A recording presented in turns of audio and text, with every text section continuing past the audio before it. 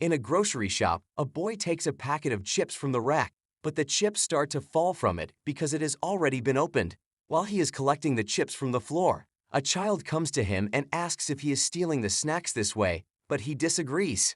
Suddenly, an urgent news announcement displays on the TV screen, informing them about a low-scale earthquake that is getting bigger with time. Just then, the floor of the shop begins to shake badly, quickly shifting the waves to the racks, causing the people to become startled. Suddenly, the ground in front of the shop burst, leading huge stones and tons of sand to fall above people, filling the place with loud cries and screams. The child who was standing near the boy stares at everything with fear in her eyes, while the boy leans over her to protect her. As they sit in the shop, which is now completely destroyed with sand covering everything, the boy asks if she is all right, and she agrees. As he gets up, she looks behind him and becomes shocked, asking what it is. Confused, the boy turns around to see a huge tower in front of the shop that has emerged from the ground and stands tall in the middle of the city. This tower does not only appear in their country, but simultaneously appears in major cities in different countries, including England and Japan. Soon after, these towers are named the Towers of Nightmare, and they start choosing people as tower walkers, inviting them inside. The people who accept the invitation are teleported to a battlefield and receive the blessings of the interface system in the form of money, weapons, and skills, similar to a game. However, after spending some time in the tower, they realize that it is not a game. In front of them is a huge screen showing the area right outside the tower where a rescue operation is taking place, and they receive a notification that the tower impact will start soon. Meanwhile, outside the tower, a team of rescue workers is busy clearing up the area. Suddenly, one of them looks up and tells his fellow to look at a creature standing inside the tower. Wondering if it is a human or a monster, they decide to call the police. Suddenly, the creature standing in the tower clenches its hands and opens its mouth, revealing its sharp teeth. In an instant, the creature lets out a loud cry, leading to a sudden overflow of monsters from the tower that enter the Earth's surface, causing what is now known as the Great Disaster. Sensing the danger, the bells start to ring, announcing an emergency situation, and people start to run in different directions to save their lives. To deal with the ambush, army troops are called in, and they use tanks and heavy ammunition to fire at the monsters. However, due to their size and overwhelming strength, the monsters destroy the entire troop in an instant. As a result of this deadly attack, widespread destruction occurs, and 1/3 of the world's population is annihilated. Meanwhile, the people who were inside the tower could do nothing but watch the destruction occur. After the disaster is over, they all receive a notification that they have been selected as tower walkers who can save this destroyed world. Considering that there is a chance for the world to be saved, they decide to climb up the tower, hoping that if they clear the tower, this nightmare will end. In this way, people with special powers and qualifications become the last hope of humanity. To accomplish their goal, the tower walkers soon start to raid the tower in order to stop the annihilation of humanity. After climbing up a few floors, they come across a giant stone that blocks the entrance to the next floor and wonder if they cannot go any further. They contemplate destroying the stone but think that using violence would not work, yet they still try to do it using their weapons. However, as soon as they start striking the stone, small pieces of it start to fall apart and shine brightly, making them confused. The system informs them that it is a regression stone that can help them return to the time they were summoned while keeping their memories intact. Considering it a wonderful item, the captain of the Tower Walkers takes it in his hand and states that he will conduct this experiment on himself and tell them about it. As he uses the stone, a bright light engulfs him, forcing others to cover their eyes. After a while, when they all open their eyes, they are surprised to find that their captain has disappeared for real. In the captain's absence, the rest of the team members wonder if he can come back to the tower again. Just then, one of their team members, a former science professor, states that things in the tower might be more complex than they think. He explains that their captain has returned to the past of this world, but because a part of the timeline got split up, he may not be able to meet them again. He supports his belief with prominent theories like the multiverse theory and the parallel universe theory, proving that their situation is the result of the universe's timeline getting split up. By saying this, he means that the captain, after returning to the past, has become a totally different person from the captain that used to be in their world. Hearing that, all the other team members are consumed with disbelief, leading him to realize that they will not understand what he is saying. In simple words, he explains that their captain has returned to the past, but because of that, nothing in their world is going to change. He states that, according to his knowledge, the items in the tower do have such powers. Holding the regression stone, he states that it will return all of them to a world in a split timeline, but it is not necessary that everyone using the stone will end up in the same split timeline. He is of the view that the items in this tower exceed the common sense of humanity. Meanwhile, outside of the tower, the second tower impact occurs, leading to another deadly ambush of monsters that further destroys humanity. This makes it necessary for the walkers to make a decision before the entire human population on Earth is wiped out. At this point, a question arises regarding whether they will use the regression stones and return to the past to save themselves, or if they will remain inside the tower and fight until their last breath. In the beginning, the walkers try their best to fight as much as they can. However, soon after, they realize that they are no match for the monsters and start to consume the regression stones one by one to return to the past. After some time, only the last member of the group of players is left inside the tower, while all others leave him, stating that this is the end for them in this world. Feeling hopeless about humanity being saved, he sits in front of a formidable monster, ready to be consumed by it. However, all of a sudden, a powerful person arrives from behind and uses his weapon to cut the monster into pieces within an instant, leaving the person surprised. Approaching him, the powerful person asks if he is all right, and he agrees. When he turns behind him, he is amazed to see a group of powerful people walking towards him, while the person leading them asks if all others have run away. Coming closer, the rescuers commend him for holding on until the very end. Realizing that these people are their real hope, the person uses the regression stone and returns to the past, thinking that powerful people like them never get tempted by the return stones. After he disappears, the captain tells his group to go ahead and starts proceeding, leading humanity's last do-or-die squad, the Carpe Diem. Despite their unmatchable power and determination, the squad is soon destroyed, with all the members lying on the verge of death. Looking at his comrades, the captain of the group, stuck under the stones, wonders where it went wrong. He remembers that a few moments ago, a giant scarecrow-like monster attacked them, and his friend ran towards it to shift its attention while Jae-won, the captain, leaped up from behind. Thus, in a coordinated attempt, Jae-won severed the head of the monster with his sword, while Yun-hwan, his friend, used his weapons to cut the rest of its body into pieces. After killing the monster, he turned to Yun-hwan, asking if there were any casualties, but he replied that there were none, and the injured squad members would be fine after a little rest. Looking at their team members, Yun-hwan stated that at this rate, it may be possible for them to reach the final floor, and they happily waved. While waving back, Jae-won suddenly noticed a unique sword lying on the ground. It was a suppressing dragon sword that was imbued with the energy of the sun and the moon, and it was forged in 1,000 days by the master of the 85th floor to kill a dragon. Looking at the sword, Jae-won felt excited to have gotten such a powerful weapon and thought that, just like Yun-hwan said, if they continue like that, they will soon reach the final floor. Up until that moment, Jae-won thought that everything was going in their favor, but when they reached the chamber of purgatory on the 98th floor, they faced a powerful monster. This monster, which spewed lava from its mouth, injured all of his comrades badly and melted their weapons. While he stood still, looking at the condition of his squad members, the monster crashed him into a wall, causing him to experience immense pain. As he began to lose consciousness, he thought that it was futile. Remembering his team members and his friend Yun-hwan, he wondered if all that they went through together was supposed to end like this. Just then, the monster standing in front of him opened its mouth to throw lava at him. However, before it could do that, Yun-hwan suddenly appeared from its side and launched an attack, causing it to experience immense agony. He told Jae-won to get a hold of himself, landed upon the monster's body, and pushed it downward while stating that he could not kill it on his own. Just then, the monster turned to him and launched a fierce counterattack, leaving Jae-won stunned. After a while, Yun-hwan dropped his weapons from his blood-stained hands and hung upon the monster's sharp horn, about to be consumed by it.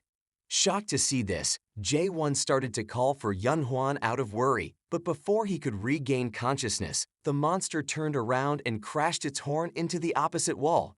Seeing that, Jae-won became overwhelmed with anger, got up, held the sword, and ran towards the monster with a fierce intent in his eyes. Feeling a movement behind it, the monster turned around, but before it could do anything, Jae-won reached near it with great speed and launched an attack. After some time, the monster lies on the ground, turned into countless pieces, with lava flowing out of its body. Struggling to regain his breath, Jae-won turns to Yun-hwan, telling him to proceed further.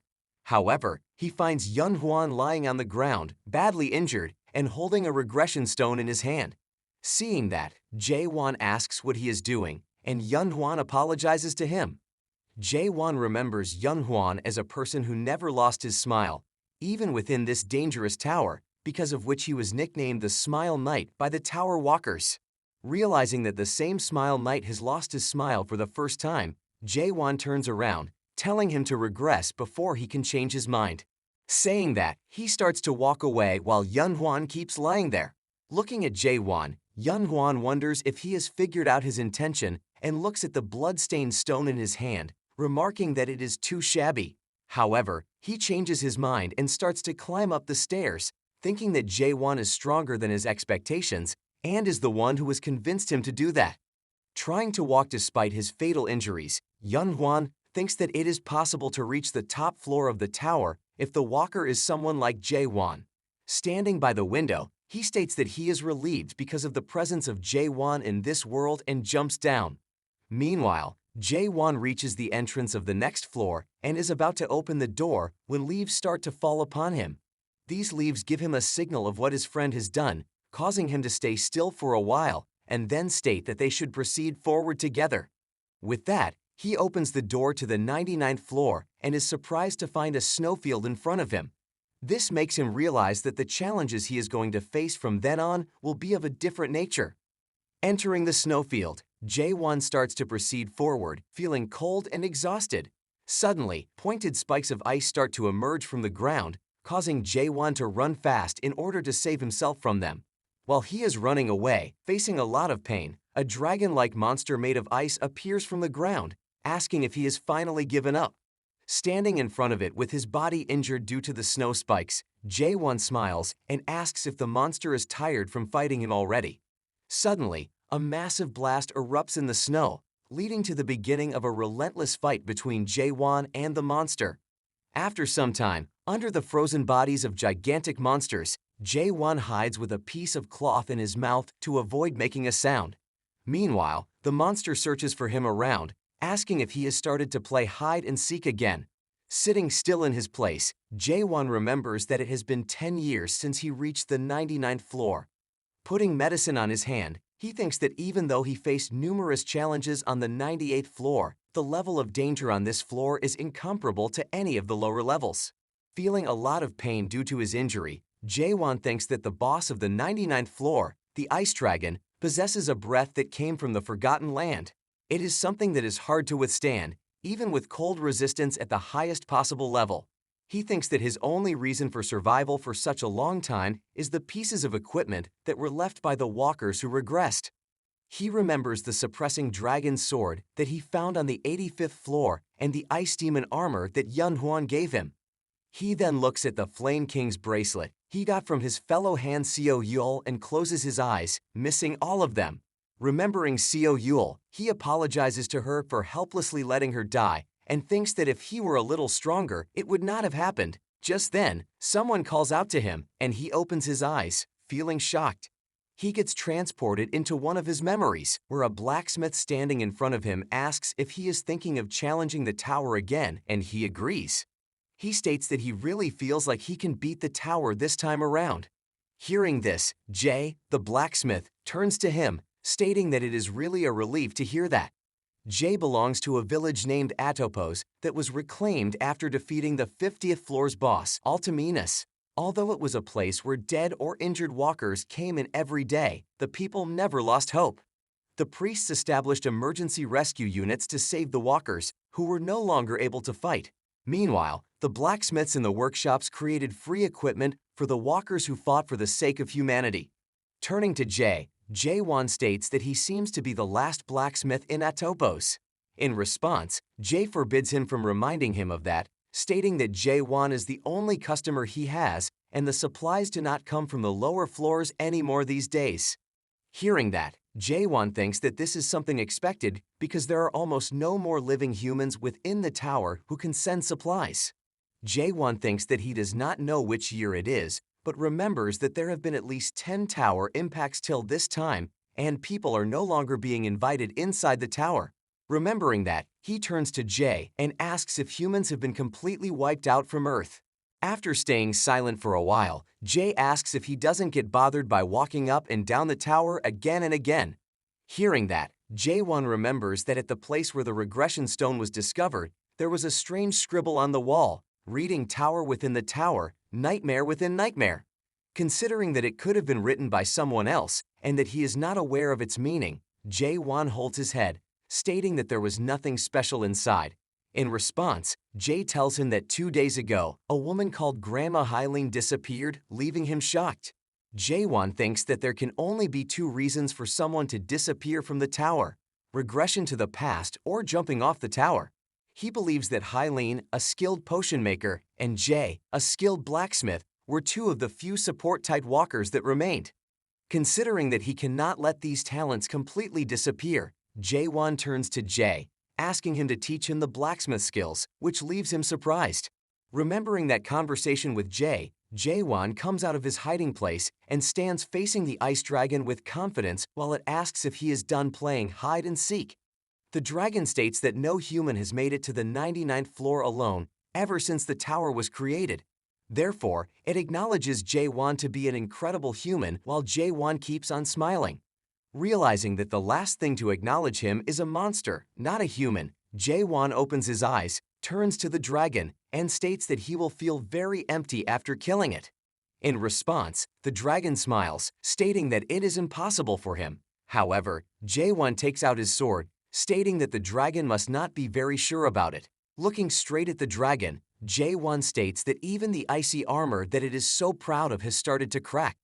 Hearing that, the dragon opens its mouth, calling Jae-won arrogant, and unleashes its deadly breath, directing it at Jae-won, who starts to run towards it without any fear of being killed. After a relentless battle in the snowfield, blood drips down Jae-won's body as he lies ensnared in the snow spikes.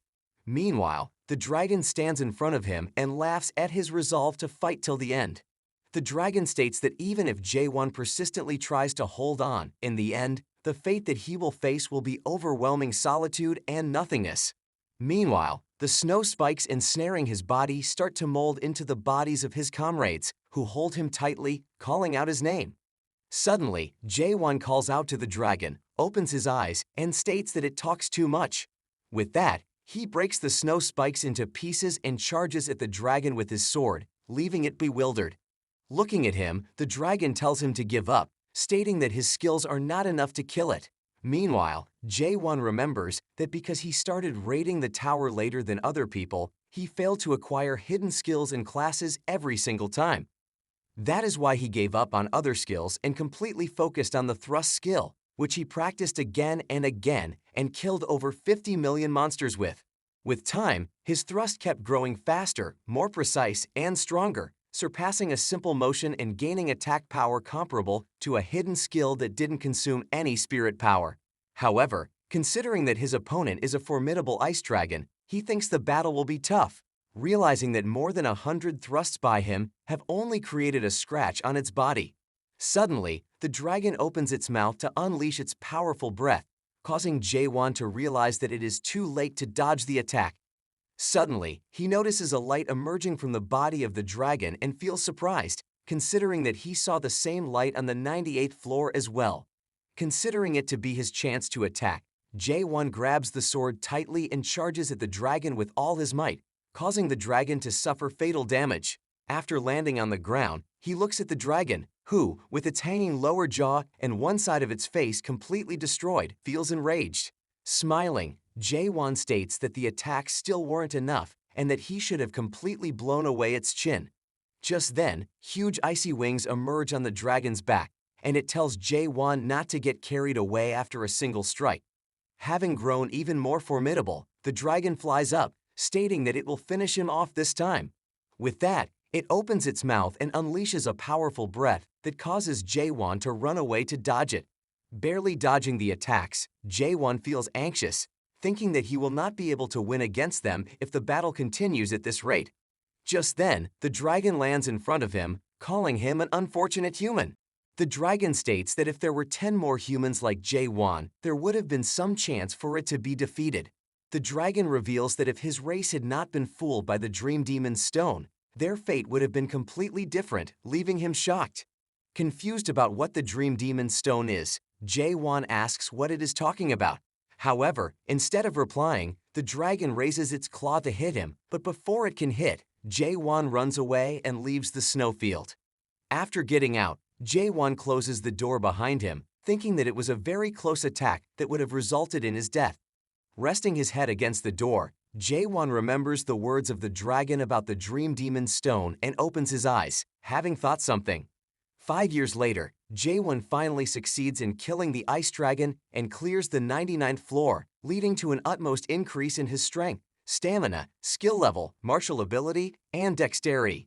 Taking a sigh, he flips through all the notifications while sitting above the body of the ice dragon. Turning to the ice dragon, he asks what the Dream Demon's stone is. In response, the dragon, which is on the verge of death, states that he already knows the answer and reveals that he will learn everything on the last floor. Just then, a unique sword flows down the dragon's body along with its blood, which turns out to be the ice dragon sword imbued with its breath. Holding the strange-looking sword in his hand, Jae-won thinks that it does not look like a sword at all and wonders if it is a dagger. Just then, the blood of the dragon spilled on the snow rises up and forms a door in front of him, leading him to the final floor. Determined to conquer the tower, Jae-won enters the portal when the words written about the door change from 100 to control room. A few moments after entering the door, Jae-won emerges from the other side of it. Looking in front of him, he is shocked to find countless screens displaying himself, Jae, Hylene, and Atopos, his village. Looking at the screens, he wonders if this is what the current tower looks like, and he closely views the summoning area and his village. While he is gazing at those, he suddenly hears a voice remarking that he has finally come, while they were thinking that he would go to the town first. Hearing that, he quickly turns around, holding his sword, but sees no one when the voice tells him not to be so tense, stating that they forgot to send an important notice. Just then, Jae-won receives the notification congratulating him for being the first one to clear the tutorial game of World 294. Reading this notification, Jae-won becomes shocked and confused about what it is. Suddenly, the blood of all the people that died in the tower starts to fill up the room and transform into a transparent, water-like liquid, intensifying his shock. Just then, the invisible being that was talking to him steps out of one of the windows, stating that they would appreciate it if he did not sink too deeply into it. Suddenly, the liquid starts to rise up as if a storm has occurred, and when the person finally comes out, he remarks that at this rate, he is going to drown in his own emotions. The strange-looking creature wearing a suit remarks that it is a bit too late to inform him about the danger, but he should not be upset about it since he held on very well for a human being. Meanwhile, the transparent blood starts to rain down on him in the form of huge droplets. However, the creature is shocked to notice that the blood does not even touch the body of Jae-won. Instead, it forms a shield around him. Looking at Jae-won standing unharmed in the middle of the huge wave of blood, the creature remarks that he recovered faster than expected. Turning to the creature, Jae-won asks who it is.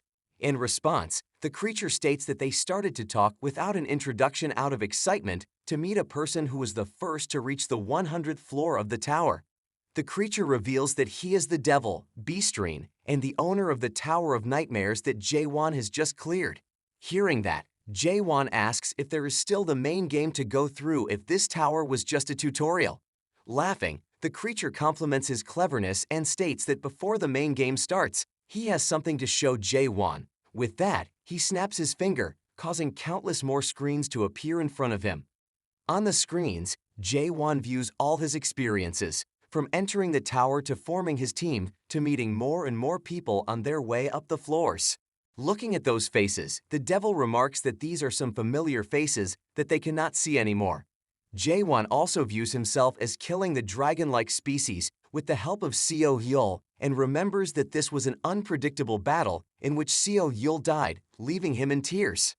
This is followed by the memory of Yundwan's death, which causes him to become overwhelmed. After showing these to him, the devil asks if these memories do not bring his sadness, rage, and regrets back. Telling him to leave those useless emotions behind, the devil states that he will give Jae-won a new opportunity and offers him to play this game again. The devil calls it an amazing privilege, just like the protagonists of the novels, who can start from the very beginning with all their memories intact. This realization makes Jae-won understand that it is not the end and that humanity cannot be saved by simply climbing to the top of the tower. He remembers the initial invitation to the tower, supposedly for saving humanity, and realizes that they were tricked from the start. It dawns on him that no matter what methods they try, it was impossible to stop the tower's impact. He realizes that all they could do was try to conquer the tower, and the idea of salvation for humanity was nothing more than wishful thinking. With this in mind, Jae-won turns to the devil and firmly states that they know very well that he will never go back to the past. Hearing that, the devil bursts into laughter, mocking Jae-won for still clinging to the idea of returning to the past. The devil then reveals that no matter what item one uses from the tower, nothing can send them back to the past. Shocked by this revelation, Jae-won initially insists that there is a regression stone in the tower that sends people back to the past. However, he suddenly remembers the words of the ice dragon about the demon dream stone and realizes that it was actually referring to the regression stones. Just then, the devil informs him that it was actually not a regression stone but a nightmare stone. He reveals that the people who used the nightmare stone were not sent back to the past but were trapped in a dream conjured by the stone. He explains that he came up with the idea of introducing such an item on the 77th floor when he noticed a race fixated on returning to the past. After processing this information, Jae-won stays quiet for a while and then decides to believe whatever he is told. After a while, the devil asks if they should begin the main game and sends a notification asking if he would like to enter the main game, expecting Jae-won to accept it. However, to his shock, Jae-won instantly declines the notification, stating that the devil has helped him understand the true nature of the tower. Jae-won declares that he is already in a nightmare created by the tower and will not remain in it any longer. Instead, he firmly states his intention to hunt the devil itself and continue climbing up to the next floor, just as he has been doing. Upon hearing Jae-won's intention to kill him and enter the next floor, B-String confidently declares that there is nothing beyond the 100th floor, as that's where the tower ends. However, Jae-won firmly states that he will no longer believe what the devil says, growing more resolute in his decision. Anxious to convince Jae-won, the devil tries to reason with him, but Jae-won responds by slashing his sword at the devil's neck, severing his head. With his head detached, the devil asks Jae-won what he desires, offering to grant him anything he wants as a reward for his actions. However, Jae-won calmly replies that he does not need anything. In response, the devil, with his head starting to re-emerge, asks if Jae-won doesn't wish to return to his original world. The devil explains that just like the Tower of Nightmares was a dream, in reality, there was no tower impact on the world. This revelation leaves Jae-won shocked, and countless more screens appear, showing him what is happening in the real world. He witnesses people going about their daily routines, appearing perfectly normal, and realizes that B-Strain is telling the truth. Meanwhile, B-Strain laughs at Jae-won's expressions, stating that he seems to have understood his situation and asking if it is not astonishing to realize that nobody has died in reality. He remarks that the news of his friends and family being perfectly fine must be a relief for him. Just then, B-Strain realizes he almost forgot to show Jae-won the most important thing and directs his attention to a screen displaying countless patients who lie unconscious. Closely looking at the patients, Jae-won realizes that one of them is himself, while B-Strain asks if the reason for his surprise is his spotless appearance. B-Strain reveals that even though decades have passed in the tower, in the real world, it has only been a month. After showing him the screens, B-Strain states that Jae-won will never be able to win against him, as the power gap between them is as large as the one between humans and dragons. Considering it a relief, Jae-won holds his sword again, stating that if B-Strain is like a dragon, then he has already hunted one before. With that, he charges at the devil with his sword, intent on killing him. Sometime later, Jae-won opens the door of Jae's workshop and enters in a badly injured state, calling out to him. However, to his surprise, the workshop is filled with cobwebs, as if closed for a long time, and there is no sign of Jae anywhere. Realizing that he cannot receive Jae's help, Jae-won starts to forge a weapon himself. He recalls that it has been 72 days since he challenged Beastring but is unable to even leave a scratch on him, no matter how hard he tries. However, what is more surprising is the fact that he did not die himself either, as Beastring does not seem to have any intention of killing him. This is the reason why he feels determined to spend as much time as it takes to defeat the devil. Meanwhile, Beastring, busy watching Jae-won on his screens, thinks that he will have to hold back since Jae-won is a very special product that he is going to sell. He remarks that, as the cultivator, it is his first time seeing something like that. He reiterates the process of making his products by first choosing the strongest people from among the groups that enter the tower, which is done through the tutorial stage. After filtering them, the chosen people that he refers to as the products begin to truly grow through the real game, which is the secondary process of growing his products. However, in the case of a product like Jae-won who refuses to advance to the next stage, Beastring wonders whether to simply kill him. He thinks that killing Jae-won inside the tower will not destroy his soul, but will harm the soul of Jae-won due to the difference between them, which would enrage the harvesters. Therefore, he decides to raise Jae-won flawlessly, sell him to rise to a high-ranking devil, and repay the loan for purchasing the tower. Looking at Jae-won on the screen, he thinks that he is such a special product that even the divine beings who do not deal with the devils have contacted him. However, he feels very annoyed by Jae-won's continuous efforts to win against him and wonders if he never gets tired of that. He states that if Jae-won listens to him and starts the real game, it would be much better for him, wondering what Jae-won wants to accomplish with his current actions. Realizing that Jae-won is never going to stop, the devil snaps his finger and disappears, leaving Jae-won surprised. After a while, he appears behind Jae-won, who quickly turns around and hits the wall behind him, injuring himself in the process.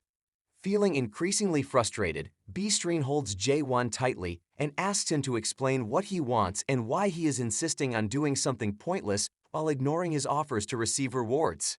In response, Jae-won simply states that he wants to hunt the devil and enter the next floor, intensifying Beastring's frustration. Looking at the state Beastring is in, Jae-won smiles, thinking that he has finally pushed the devil to his breaking point, and states that there is something he wants to ask. Sitting at a table, Beastring tells him that the universe does not have a single dimension, and Jae-won agrees, telling him that things like parallel universes and the multiverse exist on Earth. In response, Beastring starts to explain to him in detail, revealing that there is one main dimensional level called the Almighty Land, under which there are countless alterations. The devil reveals that Earth is just a small planet in a dimensional system scattered among the countless alterations, referred to by them as the 294th world. He explains that in the tower, the walkers earn skills and items, and while working on their status, they adapt to the system of the Almighty Land and get a chance to travel to another world. He reveals that in all that process, devils like him have the role of supporting such games. In response, Jae-won asks why he is doing something like that.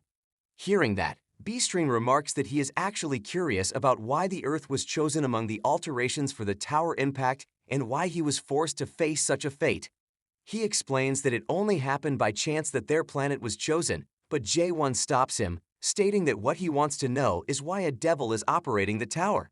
Surprised, Beastring stares at him while Jae-won goes on to ask what he gains from doing this kind of work. Feeling a little nervous, Beastring states that he can call it the volunteer work that creatures like him do. Looking at Jae-won's expressions, he adds that Jae-won does not seem to believe whatever he is saying, but it is the truth that devils enjoy volunteering a lot. He explains that it happens on many different planets, where the devils watch over the walkers and live in paradise alongside them. After giving a long explanation and justification, Beastring remarks that Jae-won must have believed him till now. In response, Jae-won smiles, calling it all pointless talk. After some time, Jae-won sits in the snowfield, looking at his status window, and finds all his skills to have reached their maximum level. Drinking a potion to heal his injuries, he realizes that he does not have any more skills to level up. yet he is still unable to defeat Beastrain. Lying on the snow, he wonders if humans can really be reduced to nothing and thinks that it might be possible in the system of this strange world. Suddenly, he experiences a strange feeling and becomes surprised, wondering what it was. Just then, he begins to see fine particles floating in the air that slowly start to grow bigger, and he considers it to be a hallucination. As he holds one of them in his hand, it quickly dissipates into the air, forming different shapes. Observing them, Jae-won comes to the conclusion that these particles are the essence of this world, regardless of their form. Suddenly, he gets the message that the monarch will cultivate and accept supplies for him soon, which piques his curiosity.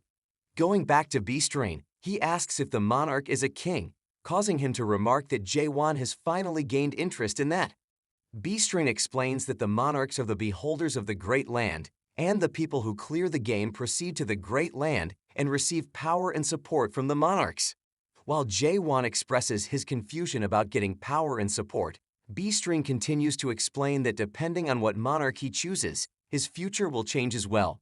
He says that if Jae-won follows what he is saying, he will use all of his power to help him go under a great monarch.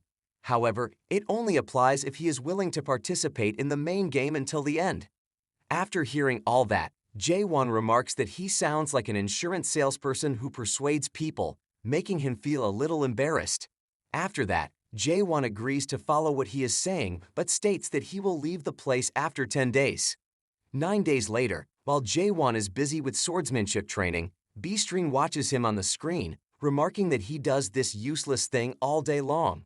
Although he feels frustrated, he thinks that he needs to be a little more patient since the time is almost over, recalling that he had to buy the tower because he was deceived by these people. Feeling enraged at them, he starts to punch the sofa, stating that it is all because of them. He remembers that the tower was said to have been personally built by a master and was an antique first-generation tower where its age could not be guessed. He thinks that if it were a third-generation tower, there would have been a function to forcibly end the tutorial without damaging the prizes. However, since it is a first-generation tower, he cannot end the game without agreement on the prizes, which intensifies his frustration. Considering that he bought a first-generation tower because it was a little cheaper than others, he thinks that all he can do is be patient and wait until the next day. Finally, the last day comes and Beastrain happily gives all the information about the main game to Jae-won, who thanks him in return. Displaying the invitation to the main game on the window again, Beastrain tells him to choose the accept button this time, feeling overjoyed that this day has finally come. However, to his surprise, instead of accepting the invitation, Jae-won gives him a sudden blow, causing him to get confused. As he stands with Jae-won's sword pierced into his body, he asks what Jae-won is doing. In response, Jae-won states that he should know by looking, reveals that his true intention is to hunt him, and launches another attack. Jae-won remembers that after seeing those shiny particles, the stabbing motion of his sword has become unstable, leading him to experience a feeling of discomfort whenever he tries to stab. While he is thinking that, Beastrain raises his hand in the air to hit him. However, using a swift motion of his sword, he severs Beastrain's arm and thinks that this feeling of discomfort is actually a sense of being alive. However, just then, huge and strong vines made of steel emerge from the floor and trap Jae-won inside. While healing his severed arm, Beastrain states that he has never seen a human like Jae-won before, remarking that it would have been easier for the both of them if it was like that sooner. In response, Jae-won, who is completely trapped inside the steel vines, asks what Beastrain is going to do, stating that he will not be able to finish the game without his consent. Agreeing to it, Beastrain states that he gave up on getting his consent a long time ago.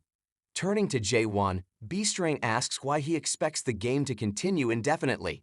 He reveals that this tower is programmed to end automatically 100 days after the tutorial is cleared, which leaves Jae-won shocked. Saying that, he turns around, stating that he just needs to hold on to Jae-won and get him to participate quietly in the main game after 100 days. Holding his sword tightly, Jae-won calls out to Beastrain, stating that in the Great Land, he is called the Shrine of Teasing. Jae-won goes on to reveal that Beastrain has lived 784 years, has gone around a total of 128 worlds, and has continued his cultivation among the targeting tribes, which leaves him shocked. Jaewon states that Beastring was actually planning on handing him over to the jet black monarch called the mathematician. Shocked at the fact that he knows everything, Beastring asks who he actually is. In response, Jaewon smiles and reveals that he is the prize that Beastring has been nurturing in the tower for many years. After that, he breaks the vines into pieces, stating that it will not continue anymore. After breaking the vines into pieces, Jaewon emerges from within and charges forward at great speed, making Beastring bewildered. Reaching near him, Jaewon strikes his formidable sword into the devil's shoulder, causing him to experience extreme pain for the first time. After running behind Jaewon for some time, Beastring finally comes face to face with him. Holding his injured shoulder, he feels shocked at the wound getting worse instead of healing itself and remarks that it is something impossible. Looking at the formidable sword in Jaewon's hand, Beastring becomes increasingly shocked, recognizing it to be the overload adapter. Jaewon reveals that the day after he reached the 100th floor of the tower, he had doubts regarding the place, the devil's power, and his own strength as a human being. Soon after, the essence of the world was torn apart and his doubts started to decrease. Finally, he reached a stage where he had no more doubts. Saying that, he launches another deadly attack, causing the devil to drift backwards. Realizing that he has no other choice, Beastring lifts the temporal restrictions and shows his true devil-like appearance. After that, he charges at Jaewon, stating that he will not be going easy on him anymore and telling Jaewon to surrender. Reaching Jaewon, Beastring uses his sharp nails to hurt his face and starts to tear his body apart, causing blood to spurt out. Doing that, he states that although Jaewon is quite amazing, even he has his limits and cannot fight against a devil like him. With that, countless thorns emerge from the ground, piercing through Jaewon's body and making him wonder if this is how it is going to end. With blood dripping down his hands, he holds the Ice Dragon's sword tightly while the time of the tutorial reaches its final countdown. Meanwhile, Beastring walks towards him, stating that he will need to participate in the main game no matter what. However, as soon as he reaches near Jaewon, the countdown finishes and a bright light emerges from the sword that knocks Beastring off his feet. Getting on his feet, Jaewon recalls killing the formidable monsters on the lower floors and charges at Beastring, resolute on hunting him as well. Looking at the sword's power, Beastring feels shocked, realizing that it is not merely an adaptation, while the sword starts to emit lightning strikes that tear his body into pieces. This leads him to experience immense agony and crash to the ground while Jaewon reaches out to him, stating that humans aren't things that they can just trade around. Jaewon states that they are not insignificant baselines that they can just use as they please and digitize, and they are not the products that are sold for money. Bringing his sword near Beastring's eye, Jaewon states that he will no longer follow the scenario planned by them. Instead, he states his intention to destroy the place, climb up to the next floor, keep going up further, and destroy this entire world made by devils like them. Hearing that, Beastring starts to implore him to stop, saying that there is no such thing as the next level. However, Jaewon insists that the next level exists and reveals that he was not simply called there. He remembers finding the scribblings on stones and walls while climbing up the floors and calls them the scribblings of a certain artist's anguish. He remembers reading a scribble on the 47th floor when he wondered if the entire tower was just an imitation of the first demon, the top of the illusion tree. He remembers finding a signal like that on many of the floors and coming to the conclusion that these scribblings were done by the creator of the tower. Remembering those signals to the illusion tree, Jaewon turns to Beastring and asks if this place is the root of the illusion tree, remarking that if this is the root, there must be a trunk as well. Looking at the ceiling, Jaewon states that he might find a way by breaking it and uses his sword to completely destroy the roof, causing Beastring to feel shocked at the destruction of his tower. As the ceiling starts to break, the system quickly senses the error, checks for other walkers in the tower, and after finding no one, it ends the tutorial session. After some time, Jaewon is transported to an island-like place, where he remarks that he has finally found the next floor. While he is looking around the island, numerous gigantic beasts suddenly appear from within the trees and surround him while he stands still, holding his sword. Suddenly, one of the beasts leaps up to attack him, but he uses a slight thrust of his sword without even moving from his place to cut the beast's body into 2 pieces. After killing the beast, he turns around and finds another one behind him, which is way bigger than the previous one. Considering that a slight thrust will not be enough for such a big monster, Jae-won holds his sword tightly and launches a normal thrust that tears the beast apart into pieces. After killing all of them, Jae-won cuts their horns and gathers them, thinking that the monsters on this floor are much weaker compared to the previous ones. While he is doing that, he suddenly hears a voice and turns around to find creatures similar to aliens expressing their anger at his act of killing the beasts. Turning to his fellows, the creature leading the group commands them in a code language that Jae-won is unable to understand. Understanding the word horn in his command, Jae-won asks if they want the horns and offers to make a deal where he will give them the horns in exchange for information about the place. However, without listening to him, the creatures rush forward at great speed and try to launch an attack, but he manages to dodge. Calling out to them, Jae-won warns them that if they try to attack him again, he will kill them all. However, after some time, he realizes that they are not going to stop, so he takes a sigh and kills them all. After dealing with them, he approaches the head of the group, lying on the ground on the brink of death, and asks about the place they are in. In response, the creature starts to express his surprise at Jae-won's power in the same code language. Getting frustrated, Jae-won grabs him by the antennas emerging from his head, causing him to scream, and demands that he speak in a language he can understand. In response, the creature bites his own tongue and dies, leaving Jae-won to realize that they have strong willpower, even greater than his expectations. Looking at the broken antennas in his hand, he makes a pile of sand and places them inside. After that, he starts searching for any valuable items that can provide him with the information he seeks. While searching, he finds a small pouch that turns out to be a small, dimensional backpack capable of storing a large number of items in a limited space. Considering it to be similar to an inventory, Jae-won remarks that it is a good item, as he has been unable to use the interface system since he got out of the tower. Putting the horns inside the pouch, he thinks that he expected to use the interface system of other dimensional worlds like the Almighty Land, which turned out to be nothing more than a lie. He also finds several multicolored stones of different shapes in their possession, which turn out to be spirit stones that can possibly increase a certain amount of spirit energy. Collecting the stones from all of the creatures, Jae-won looks at them, remarking that all the creatures had one of these stones. Considering them to be valuable, he puts them in the backpack as well. Turning to the dead bodies of the beasts, Jae-won thinks that he has so many things to store and wonders if he should simply throw the beasts away. After some time, he proceeds forward and starts to collect all the items he can find on the island, including different weapons, fruits, and other edible items. While looking around the island, Jae-won comes across a map and opens it up, realizing that it is the map to the illusion tree, which is referred to as chaos. Looking at the map, he thinks that this is a place that was not available in the information that the devil gave him. Meanwhile, in another part of the island, the same gigantic beasts are in the middle of a battle against a group of humans led by a woman.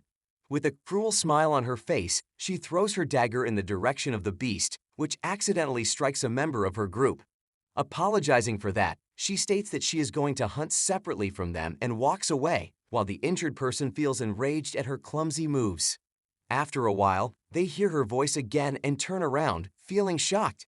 In front of them comes a gigantic Bjorn beast following the woman, making them realize that she has disturbed such a formidable creature and is bringing danger to them. While they are contemplating how to deal with it, Jae-won watches them, remarking that the woman looks the strongest among them and wondering if they are on bad terms with each other. He thinks that they are going to die if it continues like that and wonders how they managed to clear the Tower of Nightmares with their skill level. Just then, the person who got injured by the woman's dagger unleashes his skill, the Breath of the Fire King, and directs it towards the beast. The woman also intervenes again, stating that she will also help, but instead of launching an attack on the beast, she hits the same person again, causing his attack to get disoriented. Laughing at her mistake, she apologizes once again, while the person expresses his anger at her clumsy moves, calling her rude for not acknowledging his help. Meanwhile, the beast reaches near him and opens its mouth to attack the person without him noticing.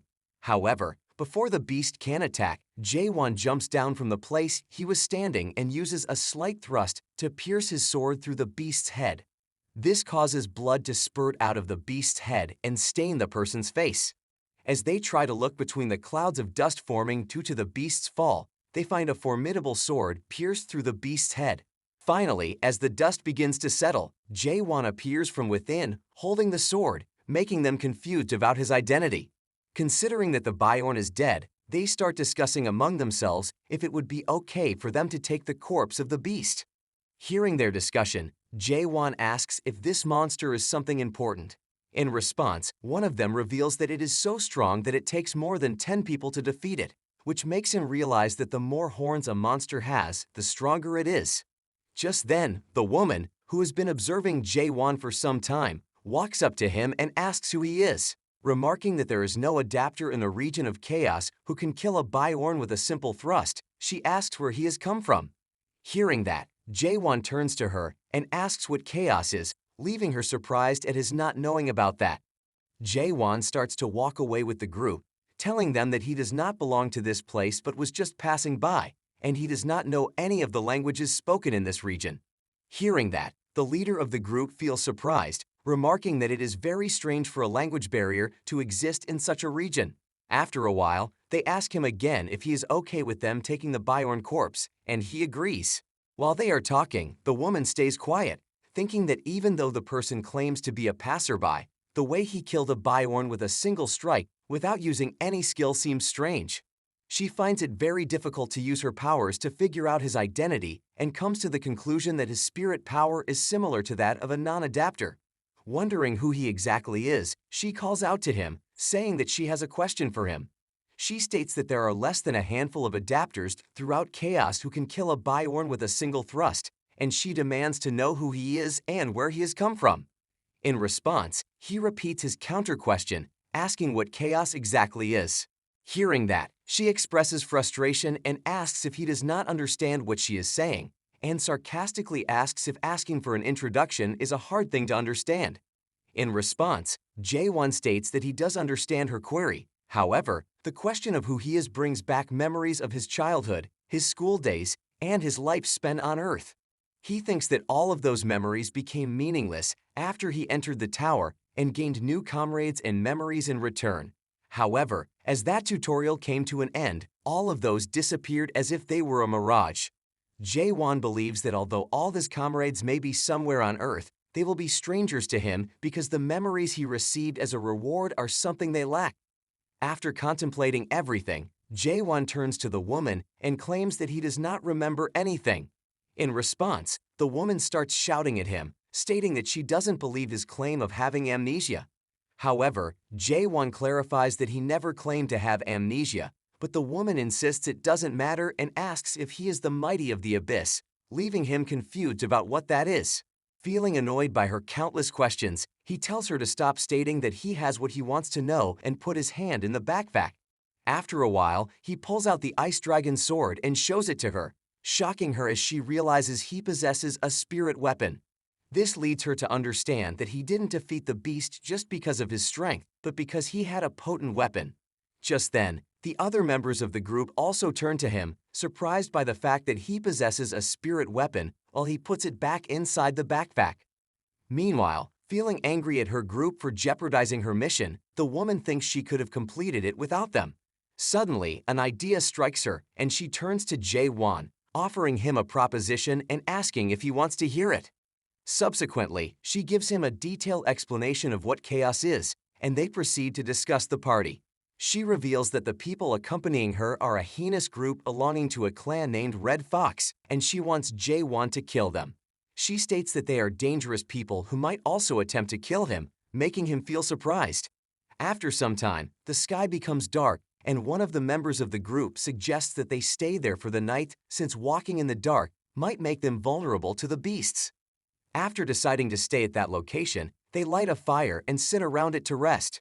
Jae-won, who lies under a tree, looks at the shining particles in the air above him and thinks that the village is close to their current location, according to the map.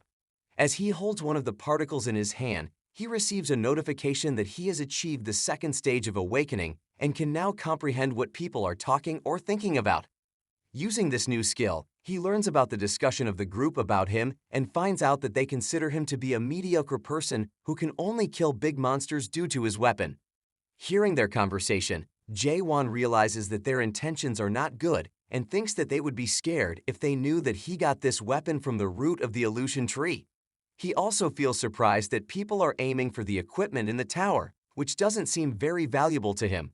Looking at the starry sky, he thinks that this place doesn't seem to be the almighty land. Just then, the group of people sitting around the fire gets up and starts running towards him while he keeps lying down calmly. Observing his calm demeanor, the woman asks why he is lying like that, pointing out that people are coming towards him. Pulling him up, she suggests that he use the sword that devours things to get rid of the enemies, but he states that he doesn't have it because he lent it to someone who wanted to inspect it. Just then, the group reaches him and surrounds him while their leader states that he will make good use of that sword. In response, the woman states that they cannot harm him until she is with him. The members of the opposite group remark that they have been called to kill just 2 people and express their desire to get rid of them and return soon. In response, the woman questions if they truly want to see bloodshed and prepares herself for the fight, finally revealing her true powers. Just as the members of the group charge at them, the woman rushes forward, hitting them all with incredible speed and knocking them to the ground. She then throws a dagger at one of them, which pierces into his forehead, leading to his death. Stating that she is very angry at the moment, she throws countless daggers in the direction of the other group members, stating that from then on, all of them are going to suffer a terrible fate.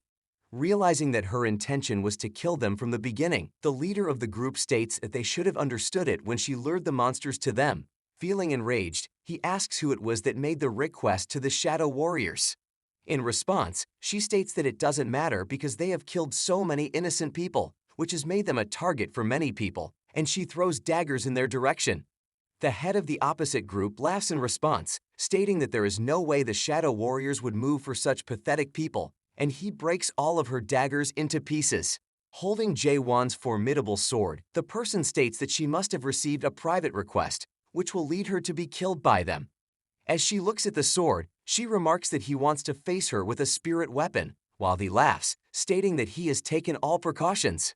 Just then, more people start to appear around them, and she realizes that all of them are skilled adapters and number at least 40. This makes her surprised, while the leader states that he had to take at least this much precaution for fighting against a Shadow Warrior and a person who killed a Bjorn in a single strike. He goes on to say that if he knew he would get the spirit weapon so easily, he would not have called his master to join the fight. Just then, a gigantic hybrid human creature appears behind them, which the woman recognizes to be the Black Fox, and she asks if he has such free time to take part in small fights. In response, the Black Fox tells her to consider it an honor to meet him, calling her the Witch of Massacre. He states that over half of the Red Fox clan has gathered to hunt her down, while his clan members charge at her. Remarking that it is really an honor for her, the woman states that since he has so much free time, he should wait and see. However, she secretly thinks that she is not certain about beating him in a one-on-one battle since he is a third-stage adapter. Turning to Jae-won, she apologizes and states that she will not be able to protect him. She throws a nightmare stone in his direction, telling him to take it and run. Holding it in his hand, Jae-won asks what it is, and the woman replies that it is a return stone, using which he can escape to the nearest castle. She explains that it's the only one she has and tells him to use it, leaving him confused. He realizes that it is not a stone that can transport someone to the past, but a stone that can save someone in the present, and he closes his hand tightly around it. Remembering Yeon-hwan's tragic end, Jae-won thinks that if instead of that fake stone, he had given this stone to Yeon-hwan, he would have been saved. Turning to the woman, he asks if she would choose to return to the past if she had the chance. Hearing the question, the woman states that this is not the time to ask such things and firmly replies that she would definitely not go back to the past. She believes she has tried her best in life, and if she is going to die, it will be on that day, and she will accept it without seeking to change the past. In response, Jae-won places his hand on her shoulder, reassuring her that she is not going to die that day. He then takes out his suppressing dragon sword, surprising her, and quickly leaps up to launch an attack while she keeps standing there. Using his sword, he strikes down all the enemies that come his way and keeps moving forward. Observing this, the Black Fox activates his skill, the Flame King's 14 formation, charging the weapons of all his clan members with his power. However, Jae-won counters with his skill, the Lost Enchantment, effortlessly killing the entire group within moments without them realizing what has happened. Finally, reaching the black fox, Jae-won pierces the sword into the creature's claw, causing immense agony. This leaves the leader of the group in utter shock, while Jae-won, after killing the black fox, steps towards him and brings his hand forward. As Jae-won retrieves his spirit sword from the person, the remaining members of the group start to run away to save their lives.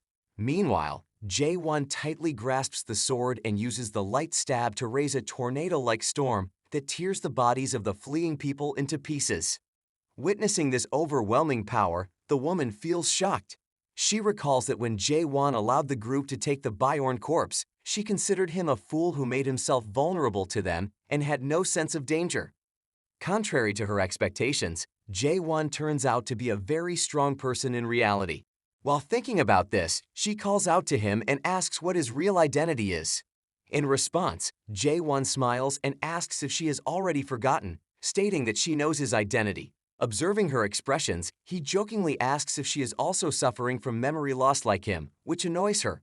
Afterwards, she requests that he give her back the return stone she had given him earlier, but he informs her that he has lost it.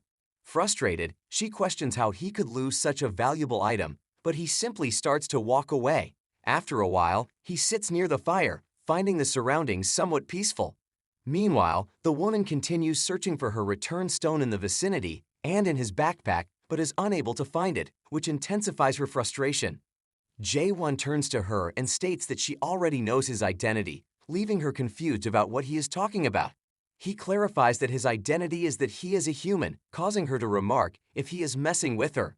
As she sits down by the fire, Jae-won asks if she is a human, and she agrees, stating that he is almost a human. Hearing that, Jae-won clenches his fist, calling it great, while she stares at him in confusion, wondering what is on his mind. Sitting quietly beside him, she contemplates whether being a human is enough to succeed. Walking away, the woman asks if Jae-won really does not have any memories of being in the Almighty Land when he was coming to chaos, and he agrees. Hearing that, the woman states that she is very envious of him because he lost all his memories. Feeling confused, Jae-won inquires what is so good about losing memories. In response, she states that most people in chaos would be envious of him because it is obvious why most people come to chaos. Hearing that, Jae-won turns to her and asks how she ended up there. In response, she stops walking and turns to him, stating that if he comes to know what he is asking, he will regret it a lot. After a long walk, they finally reach a place called Gorgon Fortress, and the woman remarks that it is a village. While walking towards the fortress, he comes across a place that resembles the summoning ground on the first floor of the tower and wonders what it is. Just then, a faint light begins to emerge from the area, leading to the appearance of countless people imploring to be saved. Jae-won realizes that this place is actually the summoning ground for the dead, while the woman remarks that he must have found the answer to how she ended up in chaos. She advises him not to ask this question to anyone in this place and welcomes him to the world of the dead. Curious, Jae-won asks, if one dies in the Almighty Land, do they come to chaos after that? And she agrees, stating that after dying in chaos, it is really the end, and the people turn into nutrients for the illusion tree. Suddenly, guards walk out of the fortress, holding clothes, and instruct the newly summoned people to form a line, stating that they will be taken to the speech hall. While they are distributing clothes among the people, the woman calls out to one of them, addressing him as James. Turning to her, James asks why she is suddenly at the northern checkpoint, and she replies that she was just passing by and asks to be let in quickly, stating that they are aware of her identity. Addressing her as Mino, the person apologizes and states that they are instructed to check that everyone going into the fortress must have identification. Turning to Jae-won, she asks if he has his identification, and he tells her that he does not. Realizing it would be difficult to enter without it, she goes to James and states that she forgot to bring her identification with her. Offering him the horn of a Byorn, she asks him to make do with it. Accepting it, James loudly states that he has checked her identification and allows her to enter. After that, he turns to Jae-won, asking him to show his identification, but Jae-won reveals that he does not have any and asks what would happen in such a situation. In response, Mino explains that he is in trouble, and if he requests her help, she can assist him in getting out of this situation. Meanwhile, James clarifies that, without proper identification, one cannot enter the fortress. Hearing that Jae-won stands still, leaving Mino worried about his intentions, suspecting that he might be thinking of killing the guards and entering the fortress. However, she quickly dismisses the thought, believing he might be crazy but would never actually do that. Nevertheless, picturing the entire scene in her mind, she realizes that he might indeed do it. Therefore, she quickly intervenes, trying to tell a lie about his identity to allow him entry. However, before she can do it, someone arrives from behind, asking what the matter is, leaving Mino shocked and anxious. Seeing the person, the soldiers quickly form a line and salute him. Mino reveals that he is the most famous person in the fortress and the cleanest checkpoint captain in chaos, Carlton. Meanwhile, Carlton approaches James and asks about the problem, and James explains that Jae-won wants to enter the fortress but doesn't have identification. Looking at Jae-won, Carlton states that he cannot enter, prompting him to ask why. In response, Carlton says that, as the captain, he has the authority to restrict people from entering who lack a proper identification and refers to the law of Gorgon to support his claim. After that, the guards bow down in front of Carlton as a gesture of acknowledgement, while the ones who do not show respect are forced by him to kneel down. Just then, Jae-won grabs his sword and tells Carlton to stop. Holding his sword, Jae-won states that he doesn't care about what the law says and asks what is written on the identification. Surprised, Carlton explains that the identification contains the person's name, occupation, skill, partial status, criminal records, and many other such things. Hearing that, Jae-won declares that he doesn't need the identification and will not be verifying himself. Considering that his skill of law is not working on Jae-won, Carlton states that he will be restraining him and uses his skill of silver light restraint. Suddenly, strong chains start to appear in his surroundings and ensnare Jae-won. However, with a single move of his arm, Jae-won breaks the chains into pieces. Witnessing this, all the guards, as well as Carlton himself, feel shocked at his strength. Meanwhile, Jae-won points to Mino and asks if he can't do what she did, making her feel nervous, fearing he will reveal her bribery. Feeling anxious, she tries to stop him, but Jae-won quickly takes out a crystal and throws it at Carlton. Seeing this, James, who accepted the bribe from Mino, starts to shout at Jae-won out of fear and suggests to Carlton that he should execute him immediately. Looking at the crystal, the captain asks if his name is Jae-won, and he agrees. In response, the captain smiles and states that he was waiting for him, calling him the emissary of the Dear Whisperer. As a step in identity verification, the captain goes on to check Mino's spiritual corruption level, which exceeds 15%, and recommends she medicate as soon as possible. Showing her the test results, Carlton remarks that she knows what she has to do, and she agrees. Meanwhile, Jae-won feels confused about what spiritual corruption is, causing Mino to remark that he does not know anything. Mino explains that spiritual corruption is a disease that every inhabitant of Chaos gets, and it keeps on increasing just by existing there, which is why the horn of a horned beast is valuable. She adds that James was charmed by it because the horns are the only medicinal ingredient that can ease spiritual corruption in Chaos. While she is telling this, Carlton comes near Jae-won, stating that he needs to evaluate him and brings the tool to test the spiritual corruption near him. As he brings the tool near Jae-won, it starts to beep, indicating that the spiritual corruption of this individual cannot be measured. Shocked at the tool showing an error, the captain, as well as the guards, stare at Jae-won. However, soon after, the tool displays the spiritual corruption to be 0%, causing the captain to smile. Taking Jae-won's hand, the captain states that he will be returning the crystals to him since the verification is over and puts them in his hands, causing Jae-won to ask if he does not need them. In response, Carlton states that these crystals are not something he should easily hand over to someone else, addressing him as the envoy of Green Pyrrhus. Holding the crystals, Jae-won states that he is not the envoy of Green Pyrrhus that the captain is referring to, making Carlton smile. Stating that he knows it, Carlton allows them to enter, causing James to ask if it is okay to send them away like that. In response, Carlton states that the crystals Jae-won possesses are not ordinary items, and along with increasing individual spiritual power, they have many more functions. With that, Carlton removes the gloves from his hand, revealing that his hand is badly burned, causing James to realize that it happened because of the crystals. Carlton reveals that only a person from the Green Pyrrhus clan can wield the Spectre crystals. Carlton states that although Jae-won does not look like a member of the Green Pyrrhus, he can still wield the Spectre crystals, which has led him to trust his spirit.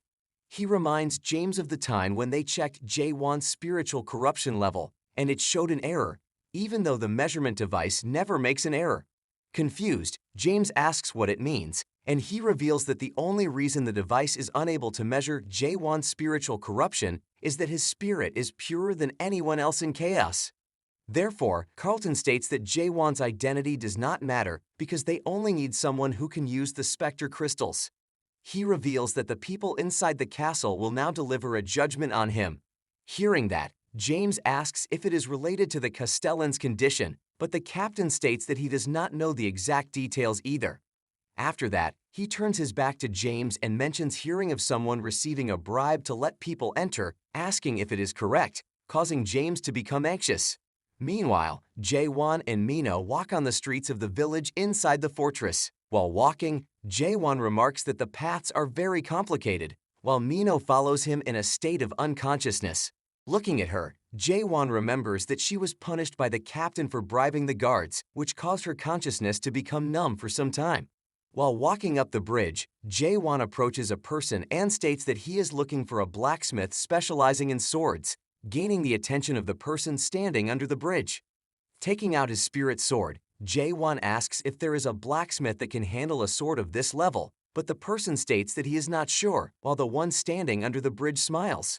After some time, Mino regains her consciousness and becomes surprised, asking when they entered the village. Without turning to her, Jae-won remarks that she is finally coming to her senses and states that she can go on her own, surprising her. As he begins to walk away, Mino starts running after him, asking if he is angry because she tried to leave him at the entrance of the fortress and apologizing for that. In response, Jae-won states that she guided him to the castle, which is enough, and she will only get in his way from then on. Turning to her, Jae-won states that they are very different and repeats that she should go her own way from then on. After standing still for a while, she grits her teeth and starts to run after him again, stating that he does not know his way around the place at all. In response, Jae-won states that he can simply ask people for directions, but she insists that he should ask her instead, revealing that she knows this place well. Hearing that, Jae-won turns to her, revealing that he is going to find a nightmare, which confuses her. After a short pause, Mino states that she knows where it might be and asks if he wants her to guide him, and he agrees. Suddenly, he puts his hand in the backpack, stating that there seem to be some people who have business with him, and he turns to the people standing in his way. Looking at them, the person who saw him on the bridge gives a cruel smile, while his fellows ask if they are the people who have a good sword. Looking at them, Mino threatens them to go away if they do not want to get hurt, causing them to remark that she talks too much. Hearing that, one of them gets overwhelmed in anger, while the others state that this brother of theirs gets very angry when he hears such words.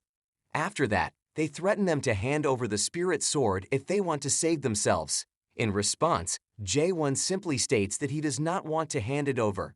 Shocked by his calm demeanor, the thugs ask if they are not aware of the type of situation they are in and tell him to simply hand over the sword if he wants to live. Just then, the gigantic person accompanying them runs forward to attack Mino for declining to give him the sword. However, as he is about to attack, Jae-won intervenes, cuts both arms of the person, and pushes him with such force that he crashes into the wall, leaving all his fellows shocked. As the muscular person lies on the ground, Jae-won walks towards them, remarking that they are very annoying, and takes out his sword, stating that if they want to fight, they can come to him. Feeling enraged, the rest of the thugs rush towards him, asking how he dared to harm their youngest brother. Holding their weapons, they state that they will show him the bond between brothers, while Jae-won points his spirit sword at them, causing them to clash with each other. After some time, Jae-won holds his spirit sword with the transparent blood of the enemies dripping down from it. Calling his skill amazing, Mino asks how he can finish everything with just a stab, and he reveals that this is the only thing he knows, shocking her. Mino reveals that someone she knows also uses a single technique like him, but his technique is a cut, not a stab. Remembering that he missed one of the earlier attacks during the fight, Mino asks if he slipped up while adjusting his strength. In response, Jae-won reveals that when they were fighting against the thugs, there was someone using the stealth technique on the roof, which bothered him, so he decided to scare them a little. Shocked, Mino asks who scares people by blowing up roofs and suggests that he name his technique, an idea that he does not like at all. Afterwards, they start to walk towards the market and soon reach a place called Twilight Dusk. Mino tells Jae-won that it is a smith founded by a nightmare, and it is also the biggest smith in Gorgon. Just then, someone comes to them and asks if they have come to make a request. The person is Naven, the craftsman of Twilight Dusk, who tells them that it will take a while to fulfill their request if they put it in that day. Hearing that, Mino asks why the reservations are full, and he replies that the workshop manager is absent at the moment, and there is only the assistant manager in the shop who is also busy. He states that if they are looking for something, it might be better for them to buy a ready-made product rather than ordering something new. Meanwhile, a person standing inside the shop points to the sword placed on a table. He reveals that it is a sword made from the horn of a four-horned beast, which will be completed after one last step. Hearing that, the craftsmen sitting in front of him, who appear to be his students, request that he allow them to do it. In response, the person who turns out to be Michael Garnard, the assistant workshop manager, asks if they can make a hole in such a tough thing. Holding the sword in his hand, Michael states that if anyone succeeds in making a hole in this tough sword, he will be made the assistant manager of Twilight Dusk for one day. Hearing that, all of his students start to try and make a hole but find it very tough and difficult to pierce through. Looking at their weak moves, Michael states that they cannot even create a dent on the sword with the amount of energy they are exercising and shares his disappointment with them. Looking at them from a distance, Naven remarks that he wonders when he will get a chance to touch a four-horned beast's horn. While he is saying that, he notices that Jae-won has already entered the workshop and tries to stop him, but he does not. Hearing his voice, Michael turns around, facing Jae-won, while Jae-won states that he wants to give it a try, making Michael think that he is a traveling craftsman. Michael states that it will not be easy for him to do since all of his students have been unsuccessful in doing it. While Jae-won asks where to make a hole, Michael keeps bragging about his own expertise and skills. Meanwhile, Jae-won uses his finger to pierce through the sword, leaving Michael in a state of utter astonishment. Swinging the sword on his finger, Jae-won states that since he did it, he will be the assistant manager of the workshop for one day. Just then, cracks start to form on the precious sword, followed by it breaking into pieces, which leaves them all shocked and enraged. Overwhelmed with anger, Michael states that it was a very expensive horn that he destroyed in an instant, but Jae-won states that he went easy on it. Jae-won states that breaking it completely is easy, but only lightly breaking something is difficult, and he apologizes for what he did. However, deeply angered due to his loss, Michael states that an apology cannot make up for the loss he did. Grabbing Jae-won from his clothes, Michael asks what they will tell the Primordial Universe faction that commissioned the weapon to them. Jae-won states that he will repay them with a better horn, causing Michael to remark that a beggar like him can never repay them with a horn better than the horn of a four-horned beast. Hearing that, Jae-won puts his hand in the backpack and takes out the horn of a five-horned beast, giving it to them, which leaves everyone shocked. Looking at the horn with amusement, Michael states that he can definitely consider it as payment for destroying the four-horned sword, addressing him as dear customer.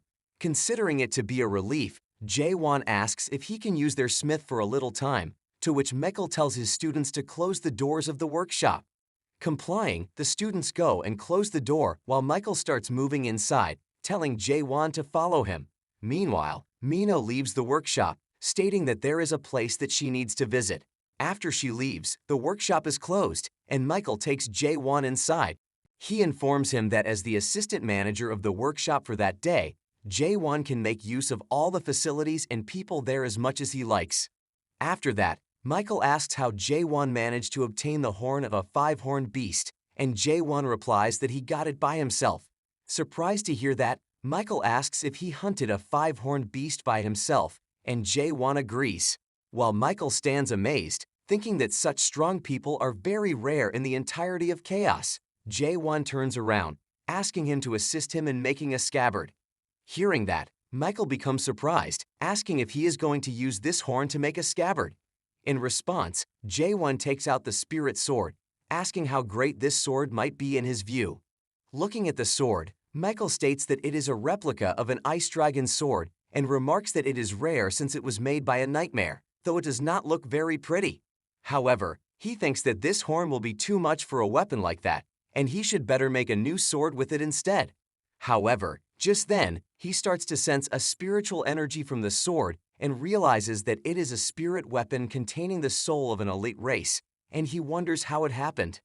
Looking at the sword, Michael remarks that its evolution seems to be a great one, and when this evolution is complete, he will have to give it a new name since it will lose its original name. However, Michael considers making a weapon difficult since Jae-won has already destroyed the horn, but Jae-won informs him that he has another one as well. Shocked, Michael stares at him while Jae-won takes out another horn from the backpack and gives it to him. After gazing at the horn for a while, Michael realizes that it was from a 5-horned beast, so he must have 5 horns, which is quite an obvious thing. Turning to Jae-won, he asks how he can assist him, and Jae-won wants him to show how he refines things. Agreeing, Michael asks if there is a particular shape that he wants, but Jae-won states that he will leave that to him. Hearing that, Michael becomes excited, stating that he will show him his own skills as the master craftsman. In the Gorgon Castle, the commander sits in his office, enjoying tea. Meanwhile, his secret agent informs him about an event involving thugs being killed by someone named Jae-won and mentions that they lost their target during the operation. In response, the castle commander, Cheever, asked for details on how the thugs were killed, but the agent admits that he's uncertain about that as well. He explains that he suddenly lost consciousness while on the roof, leaving the commander to inquire if he was captured. Considering that the murderer perceived through the stealth skills of a master-level 3rd-stage adapter, the commander deduces that the perpetrator must be at least a 5th-stage adapter. Consequently, he orders his agent to increase the force and thoroughly search every corner of the castle to locate this individual, and the agent complies. After the agent leaves the room, the commander winces and lets out a sigh. In a sudden realization, he opens his eyes and notices his teacup shaking violently. He pounds the table, remembering his Castellan, and tells him to endure a little longer. Meanwhile, in a bar, a lot of people sit watching a show in which the host plays the video of the most debated topic of that time, the 99th floor solo clear. As they watch, the individuals discuss potential scenarios regarding what might have transpired with the person involved. Just then, one of them reveals that the tower got suspended and shares his belief that some demon might have gotten caught cheating, which became a reason for that. The group talks about the rumor that the demon ran away and abandoned their cultivation duty, expressing their astonishment at someone's ability to clear a 1st-generation tower alone. As they discuss amongst themselves, the door swings open and Mino enters. The sight of such a beautiful woman surprises everyone present, but she pays them no mind and heads straight to the counter, taking a seat. At that moment, a person approaches her with the intention of inquiring about something. However, she swiftly turns around and rudely tells him to leave. This causes the individual to feel embarrassed, prompting him to silently retreat. Sitting there, she feels increasingly frustrated, which leads her to order a considerable quantity of drinks. After consuming numerous drinks, she loses control of her senses and begins to vent her frustration about Jae-won in front of Claire, the pub owner, who herself starts to feel exasperated. Taking into account Mino's irritation with Jae-won, Claire asks why she doesn't simply distance herself from him. Mino responds, explaining that he has been a source of great frustration due to his tendency to destroy everything during his fights. She goes on to mention that his fighting style demonstrates a disregard for the established rules of their surroundings, coupled with his penchant for uttering peculiar statements. Mino recalls an instance during one of his fights when she remarked on his lack of hesitation in employing his strength despite not comprehending the nature of chaos. Jae-won's response was a simple assertion that those who hesitate are not truly human. These comments, along with his declaration that he and Mino are fundamentally different, intensifying her frustration and making her feel insignificant. She conveys that while everyone in chaos has endured hardships, Jae-won inexplicably emerges and looks down upon her, asserting that she can never grasp his motivations. As she continues to vent her frustration, Claire places a comforting hand on her shoulder, remarking on her immaturity and advising her to never get mixed up in all that ever again. Claire firmly forbids Mino from approaching Jae-won again, emphasizing that doing so would result in her own death. Upon hearing this, Mino becomes perplexed and questions why Claire is speaking in such a manner and what her intentions are. Just as she ponders this, the pub's doors swing open, ushering in a radiant stream of shimmering particles that envelop Mino. All of a sudden, a parrot materializes before her and delivers a piece of paper to her. The paper happens to be a letter from Carlton, the chief of the northern checkpoint. Puzzled by the unexpected correspondence, Mino begins to open the letter, her anticipation clouded by a sense of unease. In the midst of this, a voice emanates from behind her, inquiring if she is the infamous Witch of Massacre. Startled by the question, Mino instinctively reaches for her dagger. Acknowledging that some do indeed refer to her by that name, she turns around only to have her arm seized tightly by the newcomer. The forceful grip causes her to drop her dagger. Expressing his lack of interest in engaging in a fight with her due to his busy schedule, the individual discloses that he requires her assistance for a task. Meanwhile, within the confines of a workshop, a massive five-horned beast materializes, leaving Michael in a state of shock and fear. Overwhelmed by fear, Michael contemplates how he could possibly refine such a monstrous entity. Suddenly, Jae-won emerges from behind, forcefully pulling Michael back and reminding him of their ongoing smelting process.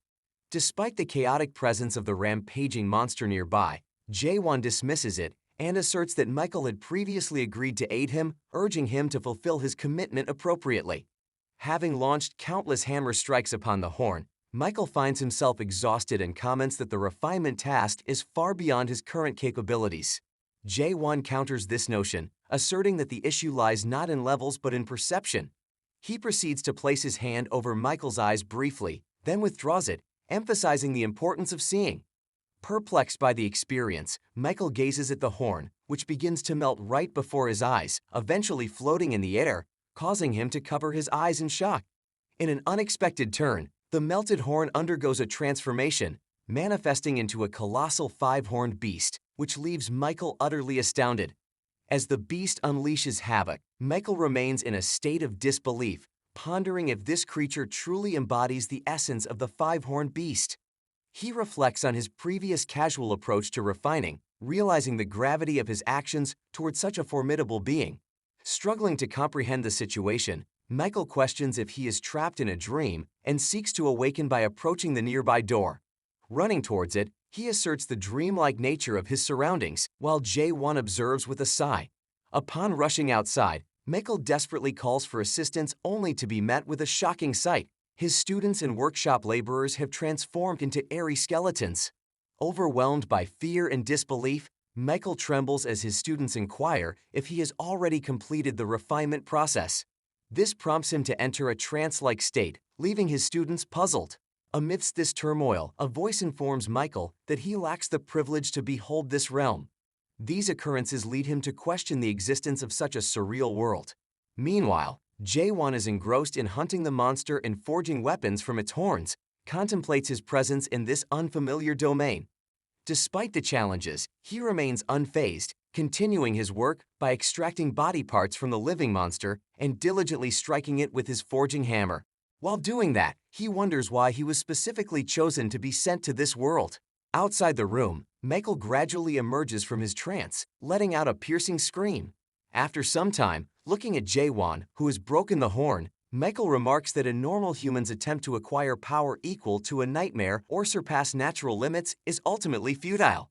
Commenting that he appears to have aged too much to handle the horn effectively, Michael suggests that Jae-won should have recognized this fact. Dropping his gaze, Michael explains that Jae-won originally visited the workshop to see the manager, who is a nightmare. However, it has been quite some time since the manager left, leaving behind a mere human like Michael. In response, Jae-won dismisses the importance of his race, asserting that as long as Michael can craft a scabbard, it's all good, and encouraging Michael to persist. Despite Jae-won's encouragement, Michael asserts that he has already made numerous attempts. However, Jae-won argues that success can be achieved even after trying 100 million times, eliciting a chuckle from Michael. Michael states that although he does not seem like working hard to him in reality, he has worked really hard. This triggers a memory for Jae-won of his friend Jae, who used to claim he was working diligently while watching Jae-won. Recalling Jae's assertion of mastering all the skills related to blacksmithing, Jae-won remembers Jae's confidence in being able to repair any weapon from the tower with a 99% success rate. However, he stated that after achieving that success rate, he came to have the odd thought that he was not running towards the 99% chance of success, but away from the 1% chance of failure. Drawing on this memory, Jae-won turns to Michael and acknowledges the tremendous effort Michael has put in, asking if he understands the principle behind the processing skill. Michael responds that the principle of the nightmare's processing skill is one of the original skills that have existed since the beginning. He analogizes it by asking how a human can explain the origin of the world. Upon hearing Michael's words, Jae-won notes that Michael has been utilizing a skill without truly comprehending its essence. After a brief silence, Michael posits that the principle might involve infusing tools with spiritual power and meticulously refining the horn using that power. However, he questions why other craftsmen cannot grasp this straightforward principle, and Jae-won explains that these craftsmen haven't properly learned how to utilize the skill. Hearing that, Michael thinks that if the principle behind this skill is so simple, his students must be able to at least copy it or do something similar. Turning to Jae-won, Michael asks if he knows the principle behind processing. In response, Jae-won states that he did not know about it but figured it out, and he brings his finger near the horn. By the impact of his touch, the horn starts to melt itself, making them astonished. He instructs them to look closely and tell him what they see, causing all the craftsmen to get near him. Watching closely, they reveal that they can see particles breaking down and remark that it must be very difficult. In response, Jae-won asserts that their extraordinary efforts have inadvertently solidified the constraints of the world, limiting their perspectives. He emphasizes that they should recognize that if their intensive labor hasn't led to success, it's not their fault but rather an indication of the limitations of the world itself. Michael is shocked by this revelation and recalls how the nightmare he worked with always discouraged him from learning such methods. He always used to assert that these skills belonged exclusively to nightmares and not to humans. The nightmare's discouragement revolved around human limitations, labeling Michael's potential as no more than an apprentice level. Michael, however, resisted these constraints and believed he could transcend them through hard work. Remembering that, Michael asks what he is supposed to do, inquiring if Jae-won wants him to fight against the world. In response, Jae-won states that the world tricks individuals into believing they can achieve what they truly can, and states that Michael might be old, but still possesses the capacity to fight. After that, he turns to the horn again, telling them to take another close look while advising them not to rely on the system and instead use their own eyes. Complying, Michael looks closely and finds Jae-won running towards the same beast again. This makes him realize that Jae-won has always looked at a world without skills or interfaces, an honest world where there is no deception. This makes him wonder how someone can live like that unless they are insane, and he raises his hammer in the air, launching a forceful strike at the horn. Sometime later, Jae-won emerges from the workshop, stating that his work is complete, and he must depart. Michael gazes at his transformed sword and inquires whether Jae-won has chosen a name for it. In response, Jae-won reveals that he has not, prompting Michael to request the privilege. Jae-won grants it, and Michael names the sword Maverick and states that there can be a better name for this sword than that. After that, all the craftsmen bid farewell to Jae-won and wish him a safe journey while feeling sad at his departure. As he begins to walk away, Michael calls out to him once more and asks how he looks in the world Jae-won sees. In response, Jae-won simply utters the word human before departing without a backward glance, leaving Michael to ponder if anyone else can truly comprehend that solitary world. As he walks away from the castle, Mino starts to quietly follow him. Sensing her presence, Jae-won asks why she is following him, prompting her to ask if he thinks her intentions are dark. Turning to her, Jae-won asks if she is planning something again. Curious about how he is aware of her plans, Mino admits that she intends to kill him. In response, Jae-won questions the purpose behind her desire to kill him. Mino asserts that she aims to acquire a life of luxury and utilize the soul stone he possesses, eliciting a smile from him. Observing his lack of genuine emotion, she gives Jae-won some clothes, telling him that she does not want to use his things for free and also wants to apologize. After that, she remarks that he could not meet the nightmare and asks what he is going to do. In response, he reveals that Michael told him how to meet them, and he intends to follow and ask about the tree of imagery to find the way to the depth. Hearing that, she asks what his purpose is behind going there and reaching into the depths. She goes on to explain what happens to the people who return from the depths when Jae-won reveals that he is not going to return. Feeling shocked at his intention, she becomes frustrated and asks who gave him the right to do everything without caring about the opinions of others. She remarks that he always does everything in his own way and calls him cold and inconsiderate. Looking around at the people on the streets, she remarks that she does not understand why Jae-won does not consider them humans. She states that she and all the other people there are also humans, but are not as strong and brave as him. Looking at her, Jae-won remembers how she was willing to die in the present and never return to the past. He also remembers Michael, who was resolute in his determination to become like nightmares and worked really hard for that. Using his ability to read her thoughts, Jae-won realizes that she is given a task to lure him and is threatened by keeping someone dear to her as a hostage. Wondering if it is him that they want, Jae-won looks around, finding people hiding on the opposite sides of the street, and thinks that in order to save the hostage, he has to risk his life. However, he considers it to be meaningless, thinking that no matter how many times he saves them, the truth does not change. He thinks that this is the world that is dominated by figures of wealth and information and by people who have sold their souls for the sake of money. Therefore, he thinks it would be better to get rid of them and find the nightmare. Just then, Mino steps forward and snatches the bag of clothes from him, stating that he is the one who does not seem to be a human. She says that it is better for them to part ways, remarking that she cannot work together with that kind of purpose, making him confused. Stating that they will never meet again, she starts to walk away, making Jae-won realize that she indeed looks like a human, while the people who are observing them send a message that Mino has betrayed them and that the nightmare has gone to waste. Hearing about the nightmare, Jae-won wonders if the nightmare is with them. After a while, Mino reaches the pub again and opens the door, calling out to her Aunt Claire. However, upon entering, she is met with a scene of destruction. The interior of the pub lies in ruins, and a group of individuals wielding weapons stands menacingly, holding Claire captive.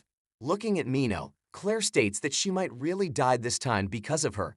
Just then, Janya, the person standing in front of her, asks why she is alone and what happened to their deal. Remarking that he is more knave than he looks, Mino asks if he has ever seen a witch keep her promises and takes out her daggers, stating that the person they want cannot reach this place. With a swift motion, she hurls her daggers in their direction, revealing that the person thereafter has ventured to eliminate another target. Janya, undeterred by her assault, remarks on her seemingly unstable state of mind and employs his shadow occult skill, conjuring potent shadows to engage Mino in combat. Recognizing her capability to confront multiple opponents simultaneously, Janya anticipates witnessing her prowess firsthand.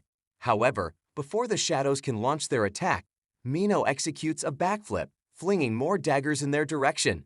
In response to her counterattack, Janya grips his sword tightly and drives it into the floor, unleashing a massive wave that hurtles toward Mino, knocking her to the ground. Reaching near her, Janya states that no one will be able to know what is happening inside such a place and gives her another chance to go and bring Jae-won to them. In response, she states that they will be chased by the dark forest while they tell her to stop bluffing, stating that there are no branches of the dark forest in the fortress of Gorgon.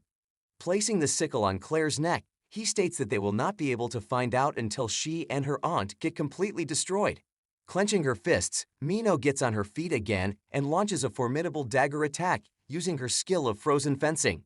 However, with a single swing of his sword, Janya shatters all of Mino's daggers into pieces, his laughter filled with malice as he proclaims his intention to personally tear her apart. Considering that there is no chance for her to win against such a powerful person, she remembers Jae-won asking her if she will return to the past if she gets a chance. Smiling, she thinks that she really wants to get back to the past at such a time, while Janya raises his sword in the air to kill her. However, as soon as he brings the sword down towards her, a powerful blow strikes him, making his comrades feel surprised. Just then, Jae-won enters the pub, stating that he really hates this kind of deployment, causing Mino to ask why he came here, expecting that he would come to save her. However, to her disappointment, he states that he came because the clothes did not fit him and gives her the packet back. Looking at Jaewon Janya and his people, they smile, asking if he is the one who possesses a spirit weapon, thinking that he has made it easier for them by coming there himself. In response, Jaewon asks if they are the people who have the nightmare and tells them to bring the nightmare to that place at that moment. Looking at Jaewon, Janya, and his group feel surprised and remark that he is as crazy as the rumors about him say. Just then, Mino calls out to him, telling him to be careful and revealing that Janya is a fourth-stage adapter. Just then, Janya and his group charge at him, stating that they will teach him a lesson. In response, Jaewon takes out his sword and directs a strong energy wave towards them, leaving them confused. Realizing that Janya has dodged the attack, Jaewon feels surprised. Meanwhile, the members of the opposite group are equally surprised and wonder if he is one of the mighty of the abyss. Jaewon contemplates how Janya dodged it, thinking that the only creature able to dodge his slight thrust is the five-horned beast, and wonders if a fourth-stage adapter is equal in power to that. However, thinking that it does not matter, Jaewon prepares to launch an attack. Yet before he can launch the attack, Janya brings Claire forward with the intention of using her as a shield and states that if he launches the attack, she will not be safe either. However, Claire still encourages him to attack without worrying about her, which causes Janya to slap her, telling her to be quiet if she doesn't want to get beaten up. Seeing that, Mino tells her to hang in there, stating that they will save her, and then turns to Jaewon, asking if he can do it. Holding his sword, Jaewon wonders why she is asking him that while he came here for the nightmare and not to save them. He thinks that he needs to kill anyone in his way, whether it is the enemy or the hostage, but Mino stops him, stating that she is a human. Remembering the people in the market and Mino herself, Jaewon stops in his tracks, while those standing in front of him mock him, telling him to launch an attack if he can. Looking at them with his special insight, Jaewon finds them all to resemble skeletons except for Claire, who resembles a complete human and tells Jaewon to launch an attack. After contemplating for a moment, Jaewon raises his sword upwards and unleashes a powerful wave of energy from it that breaks the roof of the pub and touches the sky. Standing outside, Carlton, his guards, and the other people feel surprised, wondering what it is. After observing the wave for a while, Carlton realizes what might have happened and tells his guards to move. This wave of energy breaks the soundproof barrier above the pub, which makes Janya and his people anxious. Shortly after, Carlton enters the pub, telling the guards to surround the place, and comes to Jaewon, asking what is happening. Remarking that he has come at the right time, Jaewon states that the people fighting them are breaking the laws that Carlton loves so much. Pointing towards Janya, Jaewon states that he does not know much about the details, but this person has broken the Gorgon criminal law. He discloses Janya's intent to exploit the bar as a base and collaborate with the nightmare to orchestrate world destruction, prompting Mino to ask if he is not the one who intends to do that. In response, Carlton cites the Gorgon criminal law, asserting that all those involved in the destruction of property and the abduction of residents will be subject to arrest without a warrant. Upon hearing Carlton's announcement, Janya addresses his comrades, deciding it's time to retreat. In response, Carlton deploys his silver restraints and asks if it is that easy for them to get away, saying that he ties them all up with his chains and summons a large axe, stating that any further resistance is futile. Just then, Janya charges at him with his sword, which Carlton blocks using his axe. Despite exerting a lot of force, Janya is unable to break through the axe and keeps making efforts until his own sword starts to crack. Seeing that, he leaps up in the air to launch an attack, but before he can do that, Carlton uses his silver restraints to tie up his hand and pulls him down, leading him to crash to the ground. Lying down, having lost all his energy, Janya finally surrenders, and Carlton remarks that it was a wise decision and starts tying up both of his hands. Stating that he is as knave as he is righteous, Janya throws a ball in his direction, making him confused. As soon as the ball falls to the ground, it starts to emit poisonous fumes that spread throughout the pub. Looking at the fumes coming out of the pub, he states that they did not think they would need to use a black cloud in this place. Just then, one of his group members, dragging an unconscious member of their group, states that he inhaled the black cloud because he was not wearing his mask properly.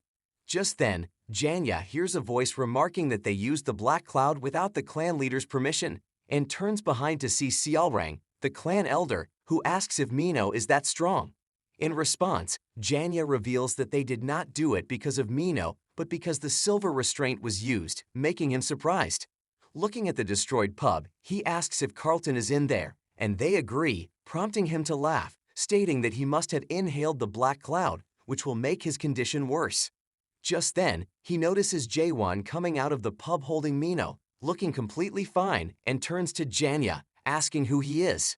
Looking at Seolrang sitting on the tree branch, Jaewon directed the energy of his sword towards the tree, causing it to be destroyed. This surprised them, causing them to wonder how he came out of the pub without getting affected by the black cloud. Just then, one of them remarks that he has never seen an emerald bug without antennas, and even if he is an emerald bug, there is no way he can do such a thing. After leaving Mino at a safe location, Jaewon turns to them, wondering if they are the cleanup party, and holds his sword tightly, remarking that they are very annoying. Raising his sword up in the air, Jaewon strikes it on the ground with all his might, while thinking that he did not want to use this skill initially.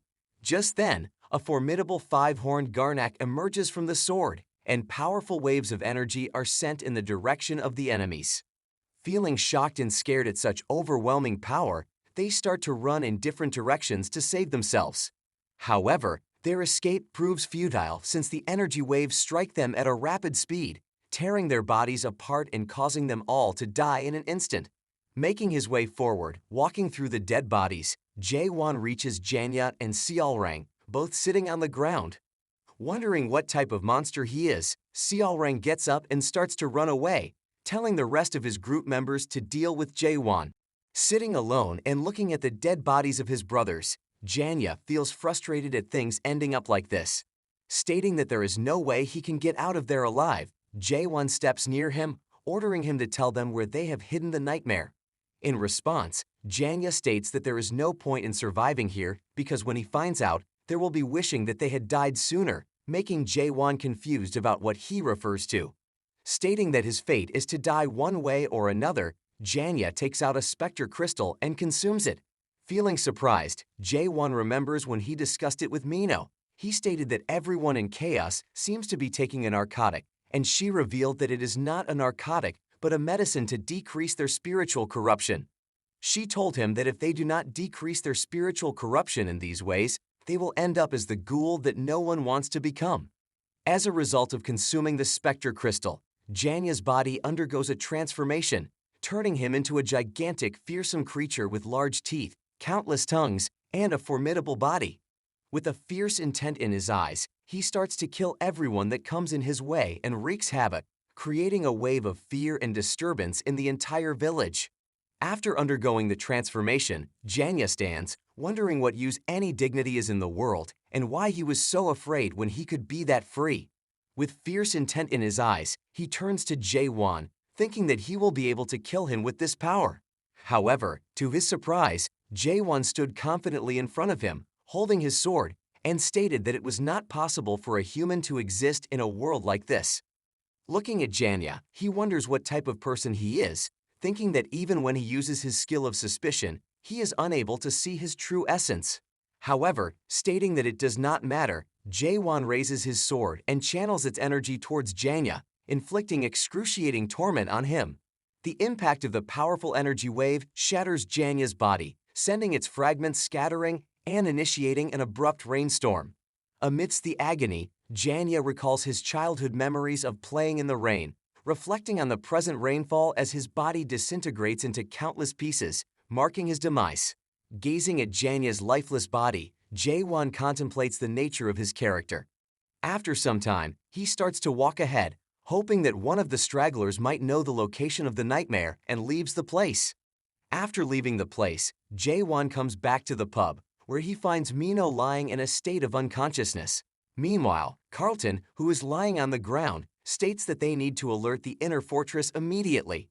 As he goes near Mino, he finds her body slowly turning black, and she requests that he kill her before she can transform into a monster. This makes Jaewon finally realize that Mino is indeed a human, and he remembers that he was unable to use comprehend on her. However, he still goes on to pull out his sword, thinking that there is no need for emotions at the place he is heading. Yet before he can kill her, Claire grabs his arm, telling him to stop. Coming near them, she states that it might not be too late yet, while the guards try to hold her back, stating that she needs to get to the medical facility. However, ignoring her own injuries, she keeps requesting that Jae-won not kill Mino and wait for some time. After some time in the medical camps, the physicians look at Mino's condition, thinking that the only chance for her survival would be if her deadification stopped progressing. Meanwhile, Jae-won stands at a distance from them, waiting for their feedback on her condition. Just then, an emergency notice was issued informing them of an invasion of small dead creatures in the fortress. This causes a wave of fear and confusion to spread among people, and they start running here and there to save themselves while the authorities tell them to evacuate the place quickly. In the midst of this situation, a child comes to one of the guards and asks where they need to evacuate. In response, the person looks at him and turns out to be the same deadly monster they are running away from. Shocked, the child gazes at it while the monster pierces its countless tentacles through his body, and more such creatures start to emerge. Suddenly, a group of powerful warriors leaps down from the rooftops, wielding weapons and engaging the monsters in a relentless battle. As they successfully annihilate all the monsters, Jae-won looks at the person leading them and wonders if he is the one that Mino was talking about. Just then, Claire turns to him and remarks that he said he would reject all the rules of this place, judge the world with his own standards, and give his own definition of a human. She states that she knows people like him very well and has already seen one before. Placing her hand on Mino's forehead, she states that people who live and adapt to this place are not fools. Instead, they are doing it because they do not have any other choice. In response, Jae-won shares his belief that they lack courage and not choice. Confused, Claire asks what type of courage they have. Jae-won replies that it is the courage to go beyond the limitations and find a definition that is more correct. Hearing that, Claire remarks that he is probably someone who goes after something like that, and he might be correct, but because she does not have courage, she cannot understand it. Looking at him, she states that she does know one thing, and that is that he is very dangerous. She states that he needs to leave because people find hope by looking at him, and if he stays, they will fall into great despair, making him remember the deaths of his comrades in the tower. In contrast to Claire, Jae-won remembers Mino requesting that he never give up on this world and stay there, which makes him contemplate what to do.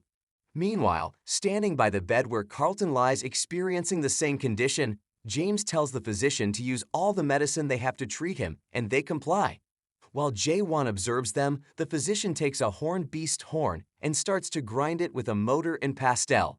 After making a paste, they start to feed it to Carlton, but it does not have any impact on him, which makes them more worried. Walking near James, Jae-won asks if there will be no chance for him to revert back to a human when he becomes dead. Feeling frustrated, James replies that if he knew about it, he would not have been this anxious. Hearing that, Jae-won grabs Carlton from his clothes and starts to shake him, telling him to wake up and stating that he has a question for him, which leaves James shocked and angry.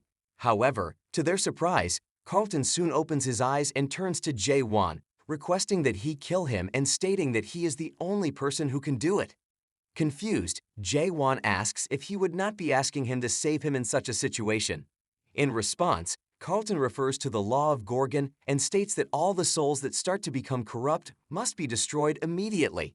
Hearing that, Jae-won becomes surprised at his loyalty and thinks that if there were a few more people like him, he would not have been trapped in the tower for 40 years.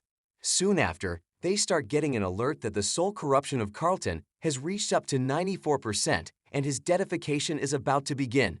Just then, the person who killed the dead monsters a while ago enters the camp and turns out to be the anti-dead extermination squad captain Jahair. Looking at him, James feels surprised, while Jahair takes out his sword and states that, in accordance with the laws of Gorgon, he will kill Carlton and another individual. Announcing that he has come here to kill Carlton and another individual, Jahair raises his sword in the air. However, before he can act upon it, Jae-won intervenes and grabs his sword, stating that he will not let him kill Carlton because he has a few questions for him. Feeling surprised at Jae-won blocking his attack with bare hands, Jahair turns to him and says that he is not aware of his identity. However, looking at Carlton, he explains that if a Stage 5 adapter like him becomes dead, a terrifying disaster would occur, which they want to prevent. Asking if he is really going to become dead, Jae-won takes out a five-horned beast's horn, stating that this can help him, leaving all of them shocked. Looking at that, the physician replies that such a horn can definitely bring him back to a normal state, so he crushes the horn barehandedly, intensifying their shock. After he crushes the horn, it is fed to both Carlton and Mino, which leads to an increasing number of Carlton's spiritual corruption to stop, making them all feel relieved. However, in contrast to that, the horn causes the dedification process to accelerate in Mino because of her declining stamina. Soon after, they get a warning that her soul corruption has reached up to 95% and her dedification is about to begin, making them realize that they cannot stop it from happening. Considering that, Jahair steps towards her and takes out his sword, while Claire requests they call Chungyo, stating that he can do the dead slash. Hearing that, Jae-won feels confused, while Claire explains that the dead slash simply cuts away only the corruption. However, Jahair states that Chungyo is attending to an important matter within the fortress and cannot be called for something as trivial as this and drag her away. Reaching Mino, he turns to Jae-won standing in his way and states that he will not compromise on this one, telling him to step aside. After a small pause, Jae-won grabs his sword and states that he will be the one to kill her because she requested that he do that. While Jahair remains silent in response, Jae-won takes out his sword and fixes it above Mino, activating his skill of questioning. Seeing that he is about to kill her, Claire starts shouting, telling him not to do that. Meanwhile, Jae-won keeps standing still, placing his sword on Mino's heart when bright, shiny particles start to appear. Suddenly, a bright light starts to surround him, which transports him into an empty space, making him wonder what it is. Just then, he notices an old man sitting beside Mino, asking how she landed herself in such a state, and gently touches her face, stating that he will help her. Just then, the old man looks up and finds Jae-won standing near them and becomes shocked, asking who he is and how he entered his world. Looking at his sword, the old man remarks that such a noble soul cannot possess such a narrow mind. Meanwhile, Jae-won tries to use his skill of questioning on him but is unable to do that and begins to speculate if this elderly figure is the source of Mino's soul corruption. Believing that eliminating the old man might save Mino, Jae-won charges towards him. The old man counters with his own sword, and a clash ensues as both manage to block each other's powerful attacks. Seeing that, both of them feel surprised at each other's ability to block their strong attacks. Suddenly, the old man's sword starts to crack, leading to the collapse of his realm. This makes him visible to all the other people present in the camp, surprising them. Feeling enraged, the old man turns to Jae-won and asks how he dared to destroy his world and who he is, tightening his grip on his cracked sword. This causes his sword to break down into countless pieces, making the old man both sad and angry, considering that his weapon was made of a tri-horn's horn. Turning to Jae-won, the old man starts to vent his frustration, while Jae-won keeps standing quietly, thinking that it wasn't him but the old man who broke the sword. This elderly person turns out to be Chungyo, the divine physician of the castle. Coming near him, Jahair asks why he is here, and he replies that someone is about to die here, and it does not matter if he is the fortress master or not. Surprised, Jahair and his subordinate stare at him. In the meantime, Chungyo turns to Jae-won, stating that he has completely disrupted his dead slash, which was only possible with a sword made of tri-horn or something better. Just then, he notices Jae-won's pentahorn sword, feeling amazed, and starts to look at it from all directions, asking where he got such an incredible sword from. Asking how he got such a rare sword, Chungyo is about to touch it when Jae-won grabs his hand and asks if he will be able to save Mino if he lends him this sword, and Chungyo agrees. Hearing that, Jae-won takes out the sword and gives it to him, making Chungyo think that he is very confident in his abilities, which has made him lend his sword to someone he just met. However, considering that it is not important at the moment, Chungyo holds it in both hands, remarking that it is just like its owner. While all the others in the camp look at him with curiosity, he turns to Mino, stating that they should see what this sword is capable of. Suddenly, the bright light begins to spread throughout the camp, causing Jae-won to wonder if it's the same illusion from earlier. However, after a moment, he realizes that it resembles how he perceives things using his skill of suspicion. Observing the old man who has commenced the treatment, Jae-won contemplates whether he also possesses the ability to perceive the world in a similar manner. After a while, the sword slips from the old man's grasp, followed by his own collapse, leaving Jae-won perplexed. Gazing up, Chunghyo reveals that he is lacking in spiritual energy due to the Castellan. Just then, the ground begins to tremble, signaling the imminent collapse of the world around them. Recognizing the failure of the treatment, Chunghyo apologizes to Jae-won, expressing his embarrassment. Hearing that, Jae-won comes forward and takes his sword. Looking at him, Chunghyo remarks that it is foolish, stating that he has not even managed to integrate fully into his world but is still trying to copy the dead slash. In response, Jae-won states that he cannot slash, but if it is just mimicry, he can try it and hold the sword tightly. Seeing that, Chunghyo tells him to stop stating that dead slashing is not something that anyone can do.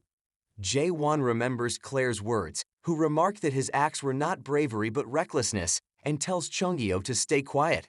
Fixing his sword onto the floor, he states that it is the first time in his life that he has picked up the sword to save someone. Hearing that, Chunghyo feels shocked, while Jae-won starts remembering Mino's appearance and drawing it on the floor. Remembering her face, personality, and expressions, Jae-won makes a complete sketch of her on the floor and finally thinks that something seems to be missing. After thinking a little, he draws a mole under her eye, which completes her face. As soon as the sketch is complete, they are transported back to the real world, where Jae-won finds Mino's condition to have improved very much. Realizing that her corruption level has started to drop and the process of deadification has stopped, Jahair feels amazed. Looking at Jae-won, Chunghyo remarks that he seems to be less narrow-minded at the moment and asks who he is, remembering that he used something similar to a dead stab. Chunghyo asks where he learned such a thing from. Hearing that, Jahair turns to Changyo, asking if Jae-won really used something similar to a dead slash, and Changyo agrees. He reveals that his dead slash is not a skill, which is why none of the adapters have ever managed to learn it. Therefore, all of them come to the realization that Jae-won is not an adapter but an awakener, just like Chunghyo. They know that awakeners are rare, unordinary people who obtain powerful strength by rejecting adaptation and possess the strength to completely change the power dynamic of chaos. Jahair thinks that because Jae-won is an awakener like Chunghyo, he is able to use a dead slash, but Chunghyo argues that they are still unaware of his true identity.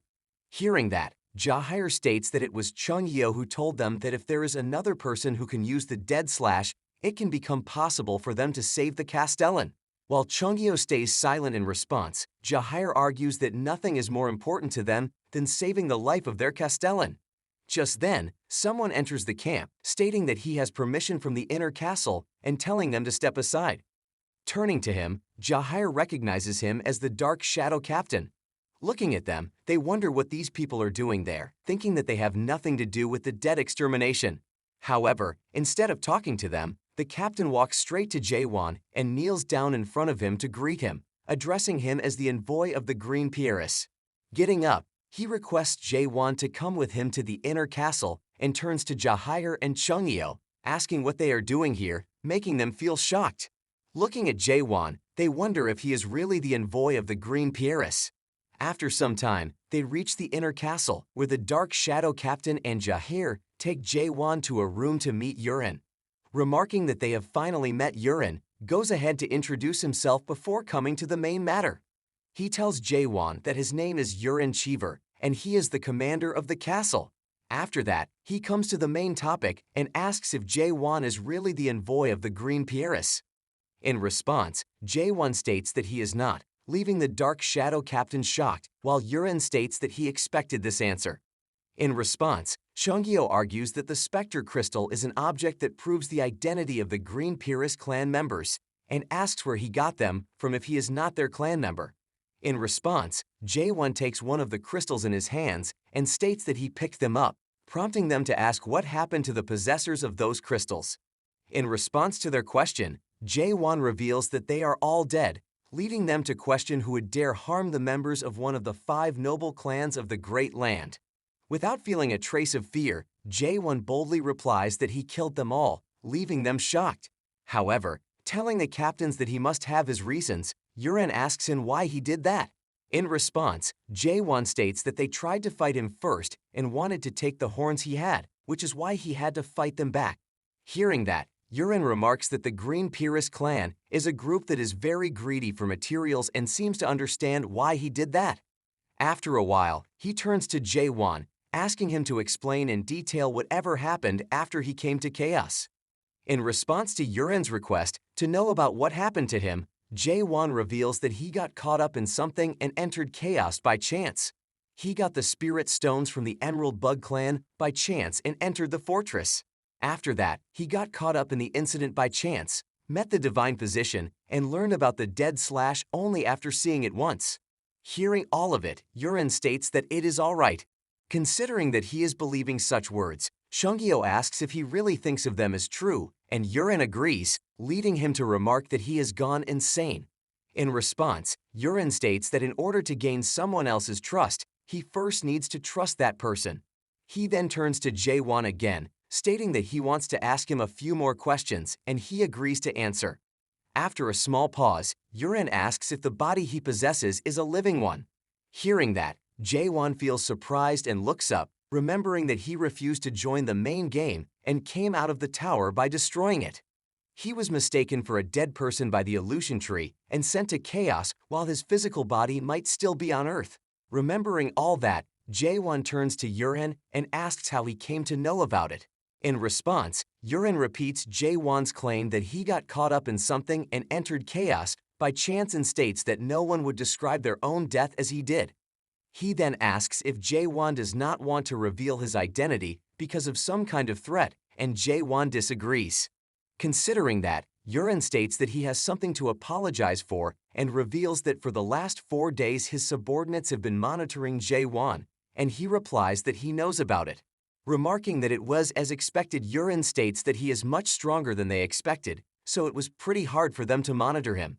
After that, Yurin opens some windows in front of him, stating that they have gained some knowledge after monitoring him, saying that he reveals the details of Jae-won's danger level, his power level, and the damage he has caused in the last few days. Looking at Jae-won, Yurin asks if he knows what people like him are generally called when Chungyo speaks up, calling him a crazy person. Meanwhile, the captains consider him to be either the hero or a villain. While he stays silent in response, Yurin states that he might be a hero to some and a crazy person to others, and people are calling him by various nicknames. However, he reveals that to him, people like Jae-won are called protagonists. He states that there is a special characteristic that belongs to protagonists like him, which is the fact that they are famous. However, he thinks that Jae-won is not famous in any way because someone has been keeping his information hidden from the public eye, and the power seems hostile towards him. Yurin considers this to be the reason for his troubles during the identification process, making Jae-won remember whatever happened that day. Yurin states that Jae-won is the protagonist who is being chased by some kind of large power that has followed him to Chaos. Hearing that, Jae-won becomes surprised, thinking that although he is not sure of it, it must be the person known as the Monarch of Pitch Darkness, and wonders how strong these monarchs are. Meanwhile, Yurin continues to state that he will not ask about his identity or compensate for the damages he has caused. Instead, they will provide him protection. Hearing that, Jae-won asks if the Gorgon Fortress is strong enough to go up against the 12 monarchs of the Almighty Land. Hearing about the 12 monarchs, Yurin asks if the 12 monarchs are the ones chasing after him, and he agrees, stating that it might be one of them. In response, Yurin remarks that it is great, stating that the monarchs would become unable to interfere in the matters that occur within Chaos. Hearing that, Jae-won asks what they want from him in return, and Yurin states that they only want him to do one favor, which is to save the fortress master. 2 hours later, while going down the stairs to a basement, the person leading Jae-won and Chungyo told them that Carlton and Mino are recovering in the treatment center. Turning to them, the person asks if they really want her to bring them to the training ground instead of the VIP room. Just then, Chungyo speaks up, stating that they should decide which one is superior among his slash and Jae-won's thrust. Turning to Jae-won, Chungyo remarks that he has also cleared the Tower of Masters, making him surprised. Turning to Chungyo, Jae-won asks if he knows anything about that, and he agrees, while they finally stop in front of a room. Standing there, Chungyo states that if Jae-won wins against him, he will answer as many questions as he wants. However, he considers it impossible for Jae-won to win against him. After a lot of time passes, Jae-won stands unscathed while Chung-hyo, who crashed into a hole made in the floor, states that they will start the match again. Looking at the entire corridor about to collapse due to Chung-hyo crashing into the roof, walls, and ground countless times, Jae-won states that the match has already been decided. In response, Chung-hyo states that he still has not used his ultimate technique, and if he uses it, Jae-won will die, making Jae-won feel bored after hearing the same thing repeatedly. Calling him insolent, Chung-hyo asks how old he is, and he reveals his age to be 60. In response, Chung-hyo states that he is 1,000 years old, and the 60 years of thrusting that Jae-won has done would never have a chance against his 1,000 years of slashing. Hearing that, Jae-won asks if he really slashed for 1,000 years, and Chung-hyo agrees, causing Jae-won to remark that his slashing looks like he has only had 10 years of practice. This enrages Chung-hyo, who jumps up from the hole holding his sword and states that this hit from him will change Jae-won's perspective. After that, he imbues his sword with powerful energy and charges at Jae-won, who, in response, takes out his sword as well, and an intense battle finally starts between the two. As their swords collide with each other, a powerful wave of energy is generated that surrounds them as they continue the relentless fight. In the middle of the fight, Chung-hyo strikes Jae-won with such force that he is pushed backwards. Considering that he was pushed this far back even after using the normal stab, Jae-won feels shocked. Meanwhile, Chung-hyo remarked that his technique was very useful, asking what it was called.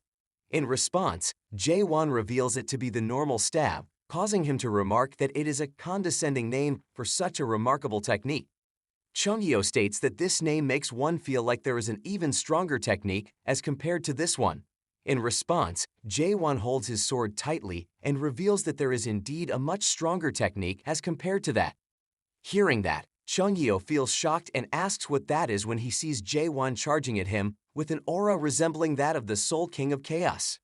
Remembering the power and the fear of facing him, Chung-hyo starts to feel anxious, thinking that Jae-won is making him remember the king and wonders if he can even slash him. He thinks that such a powerful attack might destroy the entire castle of Gorgon. Just then, Jae-won states that he is coming to attack. However, considering the destruction it can spread, Chung-hyo tells him to stop stating that he has accepted his defeat. Meanwhile, in the 5th region of the Great Land, the Steel region, a person stands, ordering his subordinate to tell him about the details of the Pitch Black Monarch's actions. In response, the subordinate reveals that the Pitch Black Monarch is currently in contact with chaos. In response, the person, who turns out to be Hyoryu, the Steel Monarch, asks why they are doing it. He states that all of the monarchs of the Great Land should be a part of the pact that prevents them from interfering with matters of chaos. In response, his subordinate states that it is a bit complicated and requests that he look at the screen showing Jae-won. Looking at Jae-won's video, Hyoryu states that it is the one that has been circulating a lot and asks how it is related to that while remarking that it is said to be fake. In response, his subordinate reveals that this person is the product that the Pitch Black Monarch was going to contract.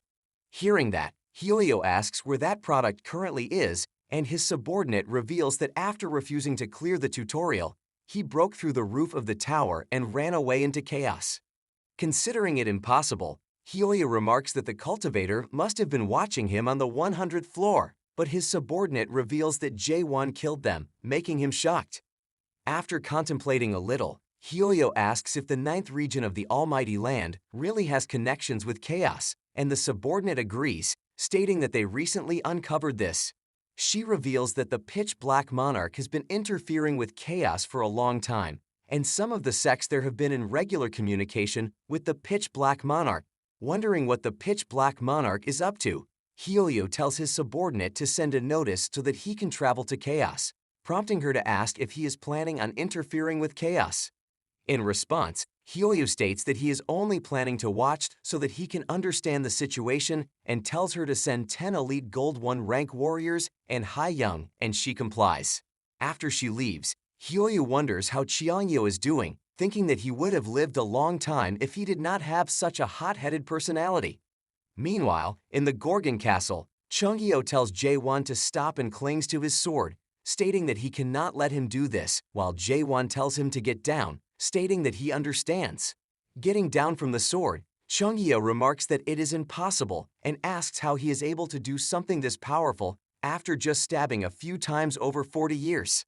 In response, Jae-won reveals that he practiced stabbing about 10 billion times, causing Chungyeo to ask if he has stabbed 8 times a second without a break. In response, Jae-won states that he can stab up to 100 times a second. Sitting down near Chungyeo, Jae-won asks why he thinks that stabbing is only possible with the sword and brings his hand forward, causing shiny particles to emerge from it. Seeing that, Chungyeo wonders if it is the sharp and foreign energy that he has felt since he first saw Jae-won. Looking at the particles surrounding Jae-won, he realizes that it is not energy or something like a fighting spirit, but rather his hostility and intent to refine the world. Meanwhile, the shiny particles transform into small spikes emerging from his body that pierce through Chungyeo's fingers, and Jae-won states that this is what he calls stabbing.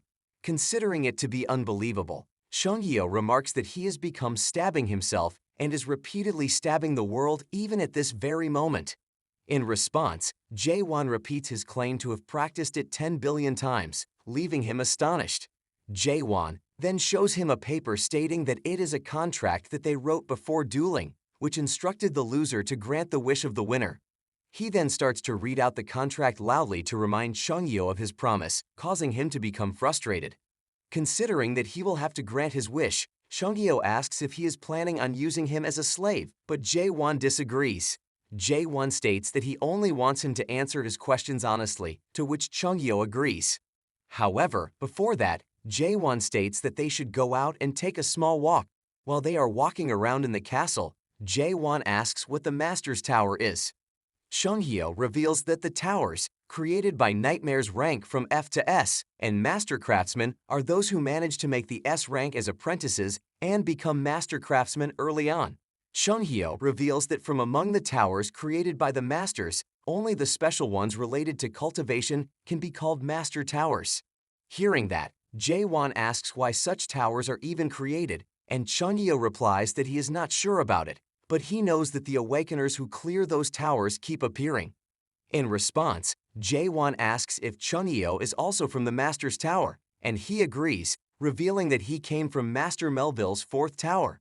He states that it is a tower known as Moby Dick to the whole world, where a giant white whale appears on the 1st floor and constantly comes after people. He remembers that it was like a calamity to him at that time when so many martial masters of the martial realm died. He considers it a miracle for him to have cleared such a dangerous tower. Sharing his belief that Jae-won also seems to be from the Master's Tower, Chungyeo asks which tower he cleared, and he reveals it to be Malak's tower. Hearing that, Chungyeo feels surprised, remarking that it is a difficult task to clear Malak's tower. In response, Jae-won asks if he knows Malak, and Chungyeo agrees, revealing that he used to journey with him, leaving Jae-won surprised. Surprised to hear that, Jae-won asks if he has really traveled with Malak. In response, Chungyeo states that it is a very long story and suggests that they should take a walk outside. After that, they go outside the castle, walk in the streets, and have their dinner. Finding Claire selling food on the street because of her pub being destroyed, Chungyeo states that her stall is going to be an alfresco street stall for the time being. Looking at the summoning chamber in front of them, he states that this place is the one where souls that were worn out from the Almighty Land's war went for their sweet rest. He reveals that everyone was actually able to live a proper life after being released by them and started to value peace, throwing their weapons aside. While they are talking about that, they suddenly notice 2 people fighting behind them. However, considering them to be drunkards, Jae-won turns to the table and takes a sip of the drink but finds it tasteless. Just then, Chungyeo reveals that they are not drunkards but are just acting like drunkards and states that in chaos, one does not get old, hungry, or drunk. However, this was something that made humans want the opposite. He reveals that because they missed real life, which had death, they began to act like they were living a real life in which they needed to eat to live. However, one day, drunkards who started to do new things appeared and gathered people to rediscover real life. These people started an expedition called the Abyss Expedition. Hearing that, Jae-won becomes surprised and asks why they were heading to the Abyss of all places, and Chungyeo reveals that they went there to look for the fruit of the resurrection. According to him, Those are the fruits that hang on the branches of the illusion tree at the end of the abyss. Hearing that, Jae-won asks if a dead person can really be revived, and Chun-Yeo agrees, saying that the only way that the dead can come back alive is by eating the fruit of resurrection. He reveals that the Abyss Expedition was an alliance that was formed for the sake of finding that fruit. Chung-Hyo reveals that it was the time when he had already awakened and was at the age where he was fearless. Hearing that, Jae-won asks if Malak was also a part of the expedition, and Chung-Hyo agrees, revealing that he was the captain who led the expedition and was a very unique individual. He remembers that during the expedition, Malak came to him and stated that he had achieved an incomplete awakening without abandoning his emotions, which is very unique. Mulak remarked that it must be tough on him, while Chung-Hyo simply told him to talk later, causing Mulak to ask if he was upset because of cultivation. Frustrated, Chung-Hyo threw his sword towards Malak, but he dodged it. Turning towards him, Chung-Hyo asked why a mayor like him was going to the abyss while they usually sat in the rooms and created towers. In response, Malak stated that he does not have anything to say regarding that, and it would be useless even if he apologized to him on behalf of all the mayors. The realization that mayors regretted making towers exist left him utterly shocked. With a sword in his hand, Malak stated that even if Chung-Hyo believes him or not, the reason for his going to the illusion tree and the abyss is the tower that ends all cultivation. After that, he walked towards Chung-Hyo and returned the sword to him, stating that this is the reason why he is a part of the expedition. Surprised to hear all that, Jae-won asks if the expedition was successful, and Chung-Hyo reveals that he was only able to reach the entrance because he fell behind on the way. However, he shares his belief that Malak succeeded in reaching the top of the illusion tree because the fruits of resurrection began to drop from the branches. He reveals that all the members of the expedition took a lot of fruits with them to chaos, hearing which Jae-won wonders why Chung-Hyo is still in chaos. Just then, Claire comes to their table, telling Chung-Hyo to correct his facts and revealing that the expedition was a failure, but Chung-Hyo disagrees with that. She tells Jae-won that the expedition only succeeded until the part about obtaining the fruits. Recalling that, Chung-Hyo reveals that when they were coming back to chaos, the monarchs and patriarchs of the almighty land attacked them. Because they did not have the courage to go back to the abyss, they chose to fight, but the 4 fortress masters and 10 faction leaders who were part of the expedition were no match for them. Due to this overwhelming difference in power, Chung-Hyo reveals that the fruit of resurrection was stolen from them. He states that those monarchs still use the fruits they stole from them to revive themselves each time they die, and they have been doing that for the past 900 years. He also tells Jae-won about the Resurrection Palace, where the monarchs take turns reviving when they die, following the order that was decided from the start. Hearing that, Jae-won realizes that the people of Chaos are so lethargic because they know that the fruit of resurrection is something they will never be able to obtain. Reminiscing about Malak, Jae-won turns to Chung-Hyo to ask him something but finds him asleep. Turning to him, Claire states that it is useless because he is really drunk after acting drunk for 1,000 years. She reveals that, according to what she heard, Malak was never seen by anyone again after the expedition ended. Just then, James comes to them, thanking Jae-won and stating that it is only because of him that their captain has survived. Looking at Jae-won's expression, James asks if he has forgotten about him already. He states that in the future, whenever Jae-won enters Gorgon, he should come in through the north gate since they know his face and will not check his identification. Telling him to keep it a secret from their captain, James starts to walk away while Jae-won looks at him from behind. Soon after he leaves, someone else comes running from behind, calling out to him, and Jae-won turns to him, recognizing him to be Jahair, who informs him that they are in big trouble. As they run towards the palace, they find dark and malevolent energies surrounding the palace, making them think that the fortress master is indeed dead. Jae-won thinks that the spiritual pressure is 10 times greater than what he felt from the dead in the day. He remembers Yurhan saying that they would not ask him for his identity or to compensate for the damages caused by him, but simply requested that he save their fortress master. Remembering that, he turns to Jahair, remarking that their master is undergoing deadification, and he agrees, stating that he suddenly went berserk, which is normal once a week, but not that day. Jahair reveals that the fortress master is a very good person in reality, and before his deadification began, he was a living legend. He states that the fortress master was among the few people who went on the Abyss expedition with the divine physician, leaving Jae-won surprised. Remembering that Jae-won can perform the dead slash, Jahair tells him to do it in the physician's stead because of Chung-yeo's drunken state, but he refuses. Jae-won states that he simply imitated the physician at the time and is not as good as Chung-yeo, and it might be a different case if he had learned from him. Soon after, they reach the castle but find it shaking badly and engulfed by a fierce storm, making Jahair wonder if the fortress master is alright. Facing the severe storm, Jahair suddenly looks up and finds the destruction and despair of the tower captain in front of them. Using his skill of comprehension, Jae-won finds that they are actually looking for him, while Jahair tells them to get aside, stating that it is urgent. However, they used to do it by stating that they had their orders. Asking who gave them orders, Jahair inquires if they are intending to go against the wishes of the heavens. Hearing that, they start to laugh and state that the only heaven they have is the forbidden heaven, saying that they leap up in the air to launch an attack, making Jahair surprised at their fast move. Considering that they might harm Jae-won, Jahair tells him to quickly move away while they come down and launch an attack, causing the ground to get destroyed. As the clouds of dust clear, Jahair appears from within, having blocked the attacks of both of them, which makes Jae-won surprised at his power.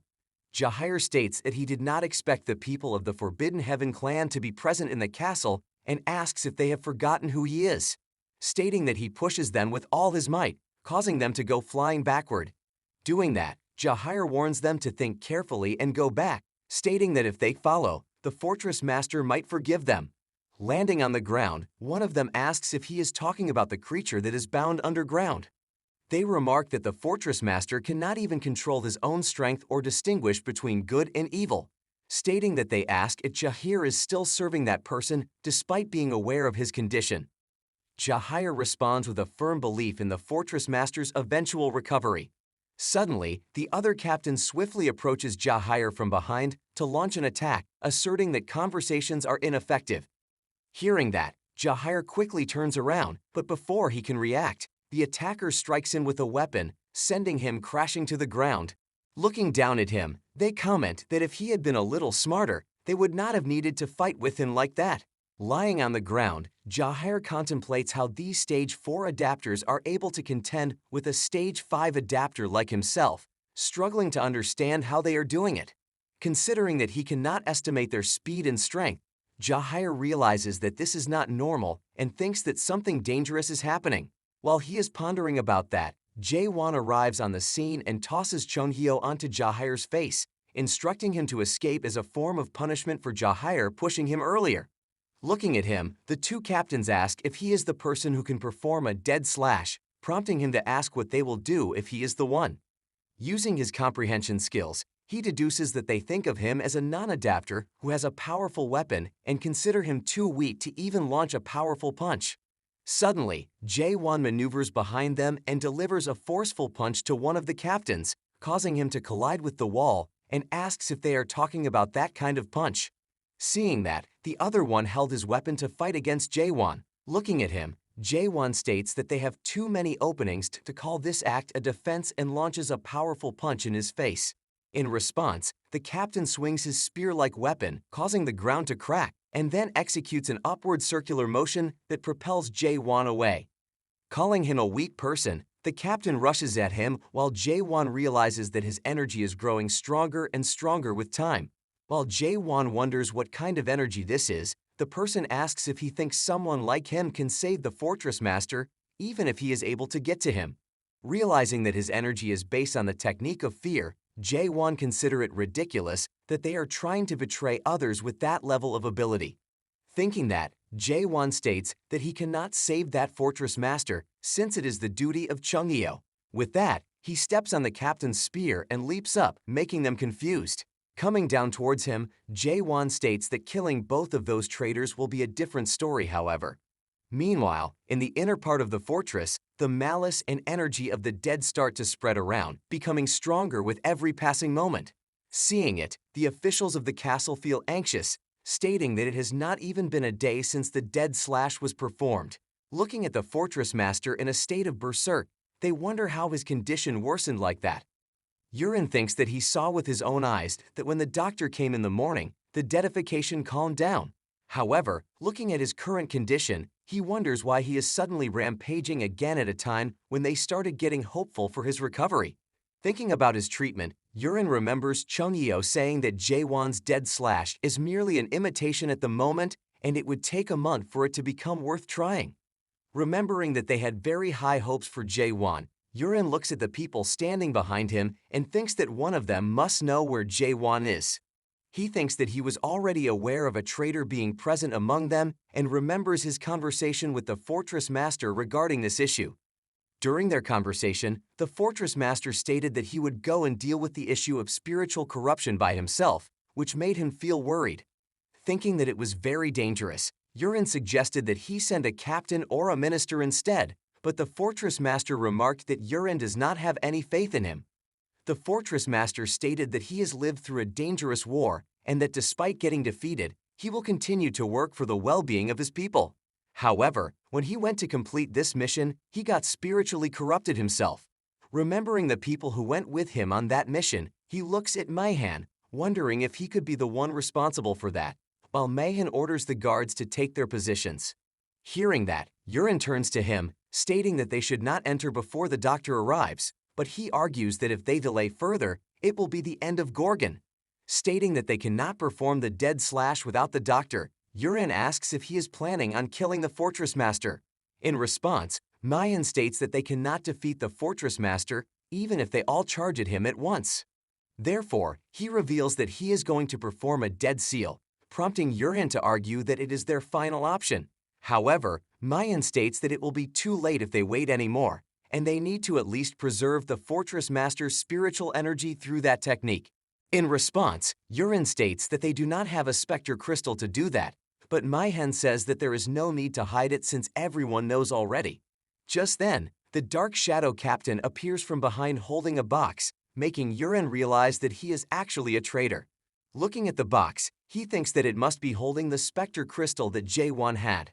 Stating that it involves the future of Gorgon, Mayan asks why he is hiding and monopolizing such an important item. While Yurin remains silent, Mayan states that he is aware of the consequences of the Fortress Master transforming into a real dead. With suspicion in his eyes, Mayan asks if Yurin was actually planning to turn the Fortress Master into a strong monster. Remembering how dangerous it is, Mayan states that he has seen with his own eyes how much of a threat just a medium-sized dead monster was to Gorgon. He states that mega-dead monsters are a calamity that commands countless deaths and brings ruination everywhere they sweep through, asking if Yurin really wants to see that happen.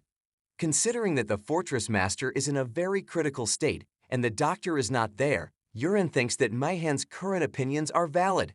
However, he states that a dead seal is not something that anyone with a specter crystal can do since it's a secret technique of the Green Purist clan and asks how he will bring them here. In response, Mayan states that he should not worry and reveals that he has already called people who have learned that secret technique. Just then, a few people with their faces covered enter the area while Mayan states that they are not from the Green Purist clan but are capable of performing the seal. Looking at them, Yurin thinks that this is not good at all since performing a seal like that would put all of the Castellan's spiritual energy into the Spectre Crystal. After that, if someone came into possession of the Spectre Crystal with his spiritual energy, they would be able to inherit that energy and become the master of Gorgon. He knows that if Gorgon falls into the wrong hands, it will be destroyed. Just then, he notices one of the people taking out the crystal from the box and becomes surprised, considering that there is someone who can hold the Spectre Crystal without being a Green Pieris. Remembering the words of the Castellan about people who can manipulate spiritual corruption, Yurin becomes shocked, realizing that these are the people the Fortress Master was referring to. He realizes that everything from the Castellan getting spiritually corrupted to his current state was part of Mahan's plan. Having found it out, Yurin commands all his subordinates to stop Manhwa, but to his surprise, they refuse to follow, making him realize that they were all involved in that plan.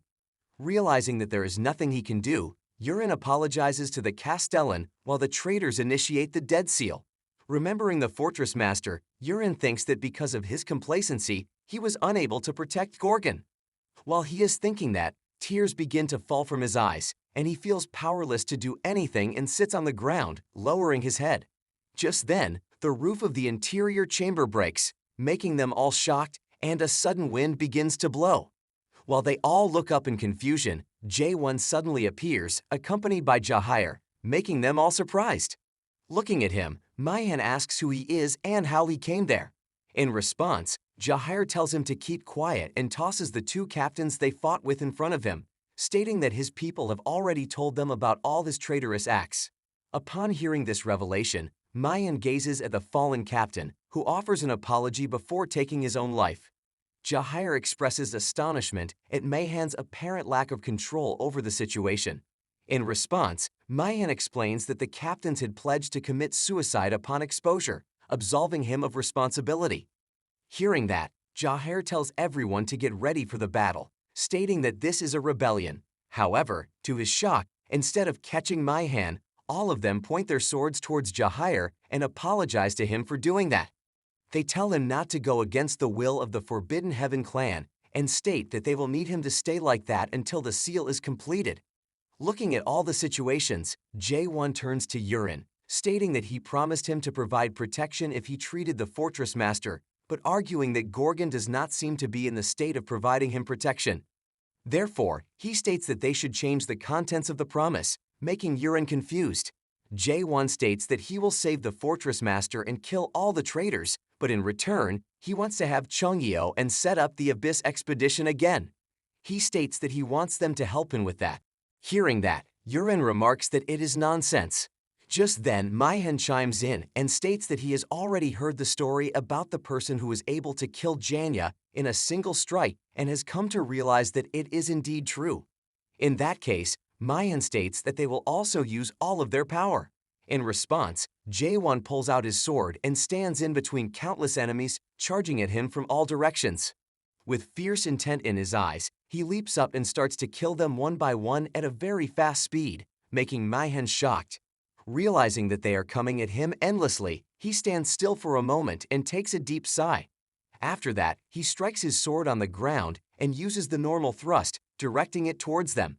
As the thrust hits him, Manhwa realizes that it is impossible for him to block such a powerful attack and drifts away.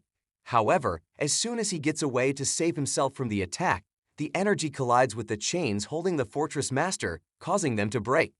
Looking at the big hole formed in the wall behind the fortress, Manhwa becomes shocked, thinking that if he had not gotten away, he would have died by this attack. Meanwhile, Jahir and Yurin, who are standing at a distance, feel surprised at J1's incredible destructive power.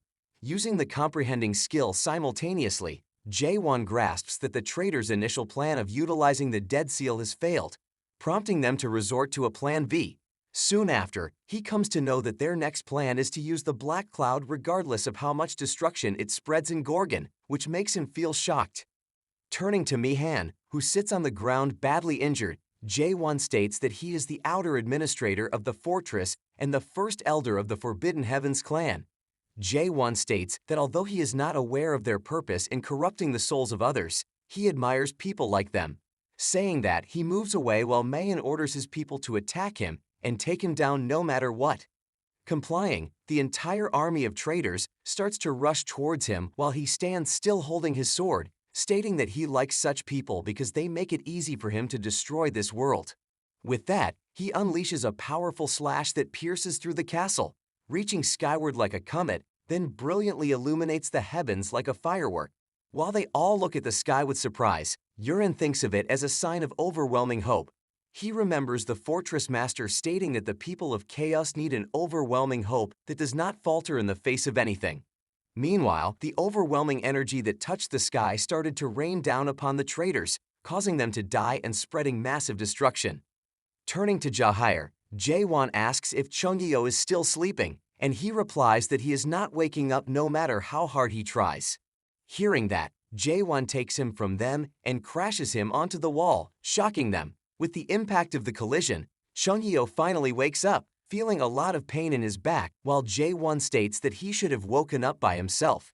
Just then, the condition of the fortress master begins to deteriorate, and they get a warning that his spiritual corruption has reached up to 99.9%, and the process of deadification has started. We really hope that you enjoyed this manhwa. Make sure to like and subscribe for more.